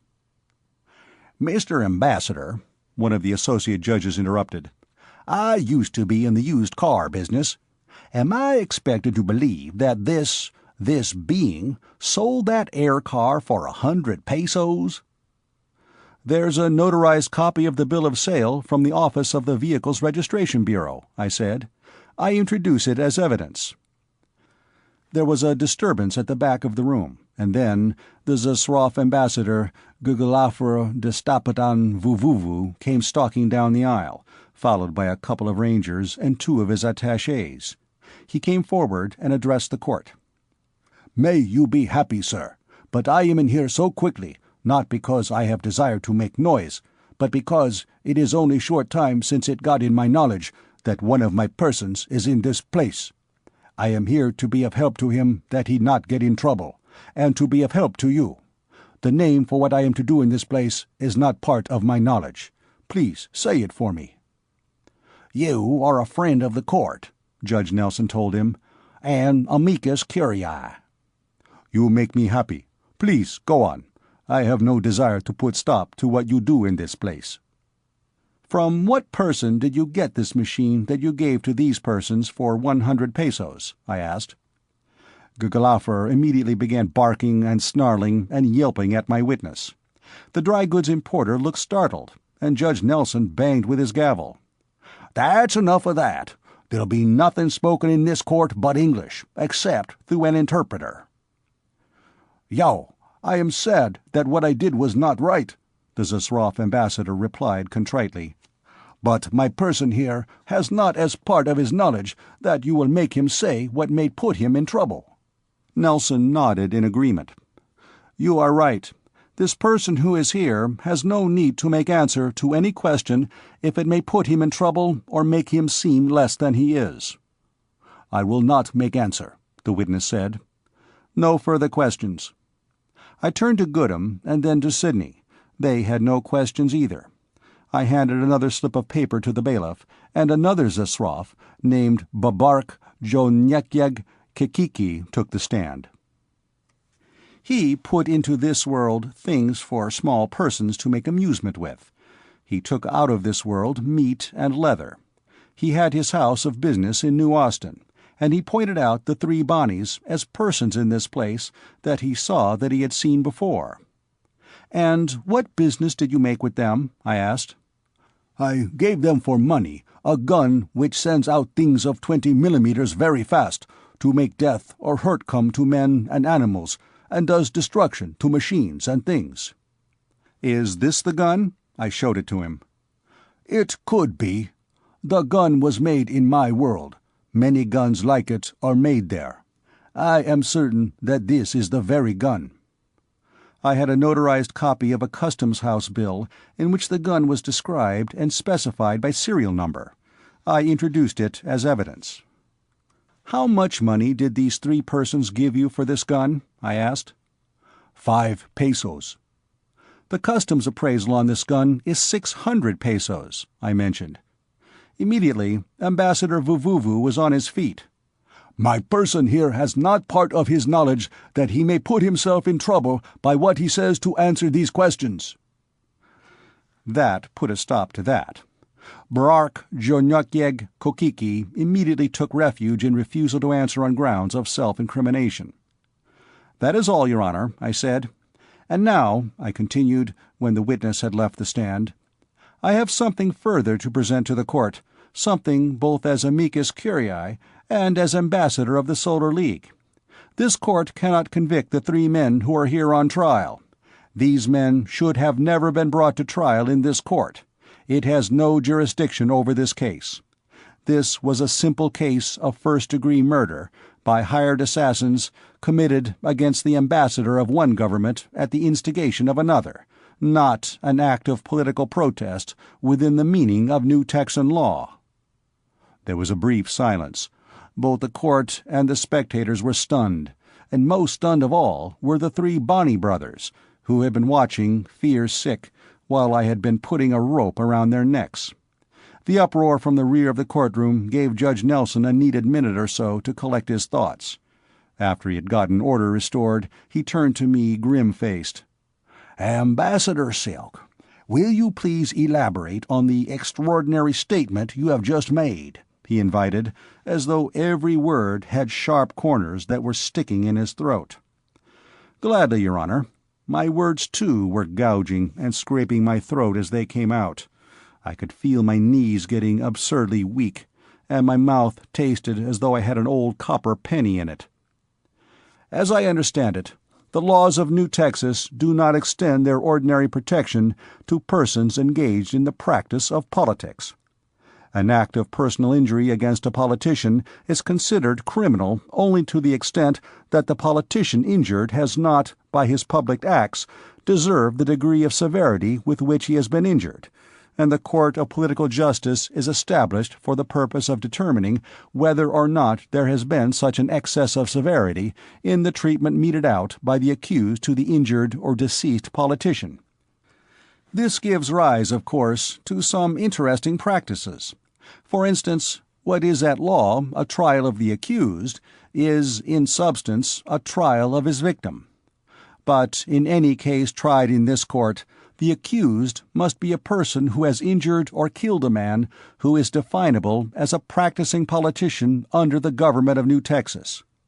Speaking for my government, I must deny that these men should have been tried in this court for the murder of Silas Cumshaw. To do otherwise would establish the principle and precedent that our ambassador, or any other ambassador here, is a practicing politician, under, mark that well, Your Honor, under the laws and government of New Texas. This would not only make of any ambassador a permissible target for any marksman who happened to disapprove of the policies of another government, but more serious, it would place the ambassador and his government in a subordinate position relative to the government of New Texas.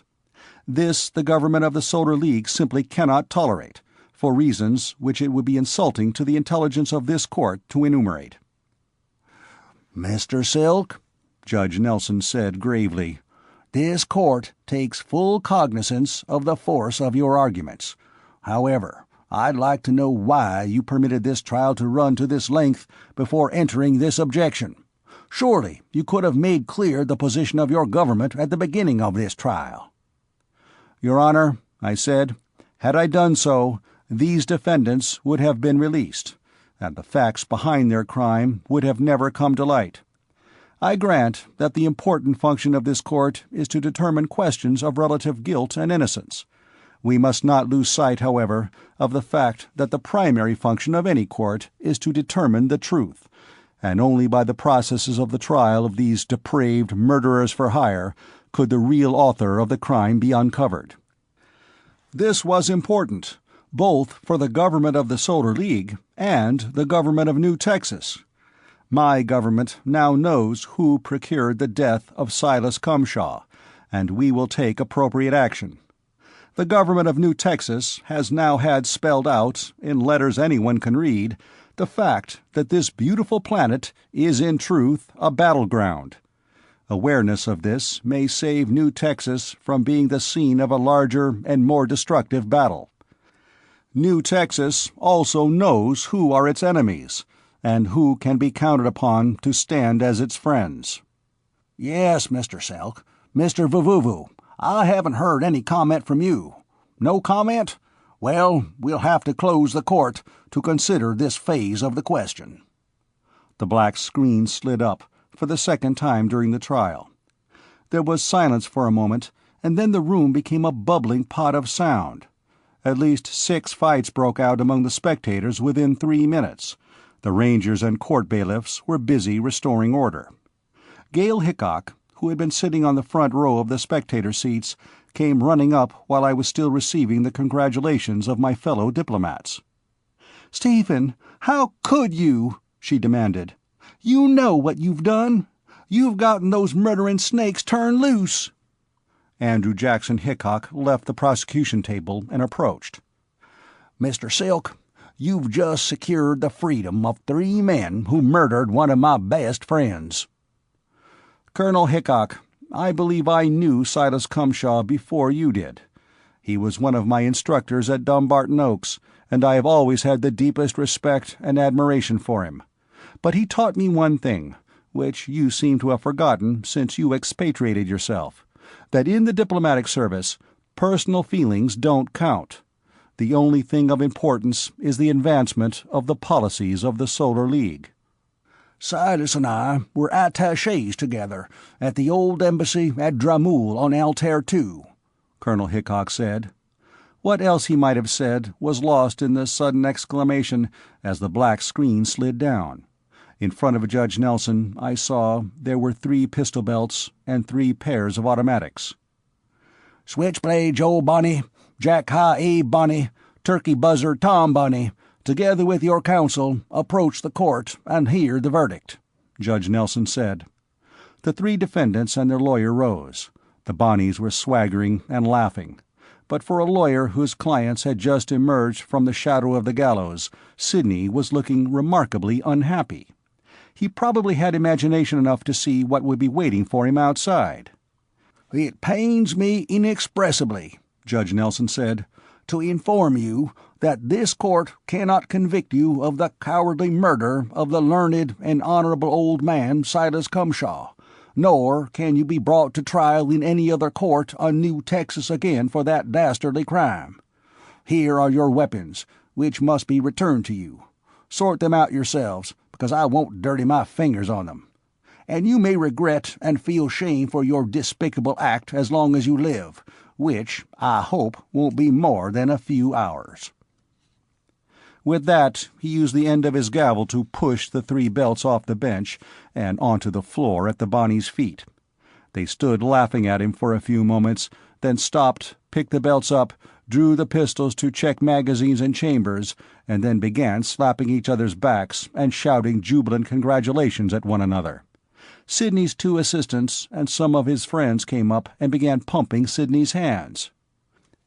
"There," Gale flung at me. "Now look at your masterpiece. Why don't you go up and congratulate him too?" And with that she slapped me across the face. It hurt like the devil. She was a lot stronger than I'd expected. In about 2 minutes, I told her, "You can apologize to me for that, or weep over my corpse. Right now, though, you'd better be getting behind something solid." Chapter 11. I turned and stepped forward to confront the Bonnies, mentally thanking Gale. Up until she'd slapped me, I'd been weak-kneed and dry-mouthed with what I had to do. Now I was just plain angry, and I found that I was thinking a lot more clearly.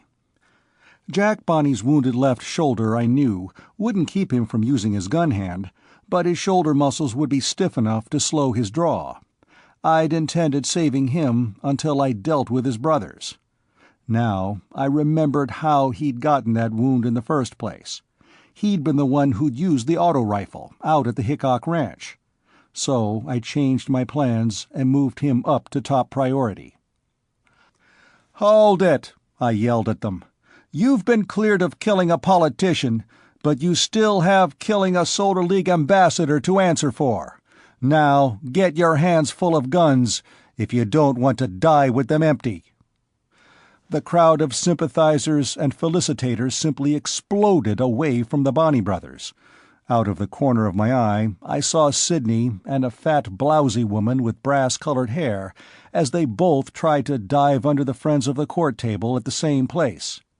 The Bonnie brothers simply stood and stared at me, for an instant, unbelievingly, as I got my thumbs on the release studs of my belt. Judge Nelson's gavel was hammering, and he was shouting, "Court of Political Justice, Confederate Continent of New Texas, is herewith adjourned. Reconvene 0900 tomorrow. Hit the floor!" "Damn, he means it!" Switchblade Joe Bonnie exclaimed. Then they all reached for their guns. They were still reaching when I pressed the studs, and the Krupp Tatas popped into my hands, and I swung up my right-hand gun and shot Jack High through the head. After that, I just let my subconscious take over. I saw gun flames jump out at me from the Bonnie's weapons, and I felt my own pistols leap and writhe in my hands, but I don't believe I was aware of hearing the shots, not even from my own weapons. The whole thing probably lasted 5 seconds, but it seemed like 20 minutes to me. Then there was nobody shooting at me, and nobody for me to shoot at. The big room was silent, and I was aware that Judge Nelson and his 8 associates were rising cautiously from behind the bench. I holstered my left-hand gun, removed and replaced the magazine of the right-hand gun, then holstered it and reloaded the other one. Hottie Ringo and Francisco Peros and Commander Stonehenge were on their feet, their pistols drawn, covering the spectators' seats. Colonel Hickok had also drawn a pistol, and he was covering Sidney with it, occasionally moving the muzzle to the left to include the Zasroff ambassador and his 2 attachés. By this time, Nelson and the other 8 judges were in their seats, trying to look calm and judicial. "Your Honor," I said, "I fully realize that no judge likes to have his court turned into a shooting gallery. I can assure you, however, that my action here was not the result of any lack of respect for this court. It was pure necessity. Your Honor can see that. My government could not permit this crime against its ambassador to pass unpunished." Judge Nelson nodded solemnly. "Court was adjourned when this little incident happened, Mr. Silk," he said. He leaned forward and looked to where the three Bonney brothers were making a mess of blood on the floor. "I trust that nobody will construe my unofficial and personal comments here as establishing any legal precedent, and I wouldn't like to see this sort of thing becoming customary, but you did that all by yourself with those little bean shooters? Not bad at all, Mr. Silk." I thanked him, then turned to the Zasroff ambassador. I didn't bother putting my remarks into BASIC. He understood, as well as I did, what I was saying. "Look, Fido," I told him, "my government is quite well aware of the source from which the orders for the murder of my predecessor came. These men I just killed were only the tools. We're going to get the brains behind them, if we have to send every warship we own into the Zasroff star cluster and devastate every planet in it. We don't let dogs snap at us. And when they do, we don't kick them, we shoot them." That, of course, was not exactly striped pants diplomatic language. I wondered, for a moment, what Norman Gazarian, the protocol man, would think if he heard an ambassador calling another ambassador Fido. But it seemed to be the kind of language that Mr. Vuvuvu understood. He skinned back his upper lip at me and began snarling and growling. Then he turned on his hind paws and padded angrily down the aisle away from the front of the courtroom. The spectators around him and above him began barking, baying, yelping at him. "Tie a can to his tail! Get for home, Bruno!" Then somebody yelled, "Hey, look! Even his wristwatch is blushing!" That was perfectly true. Mr. Glaffer Dispatin Vuvuvu's watch face, normally white, was now glowing a bright ruby red. I looked at Stonehenge and found him looking at me. It would be full dark in 4 or 5 hours. There ought to be something spectacular to see in the cloudless skies of Capella 4 tonight. Fleet Admiral Sir Rodney Tregaskis would see to that. From Report of Space Commander Stonehenge to Secretary of Aggression Klung.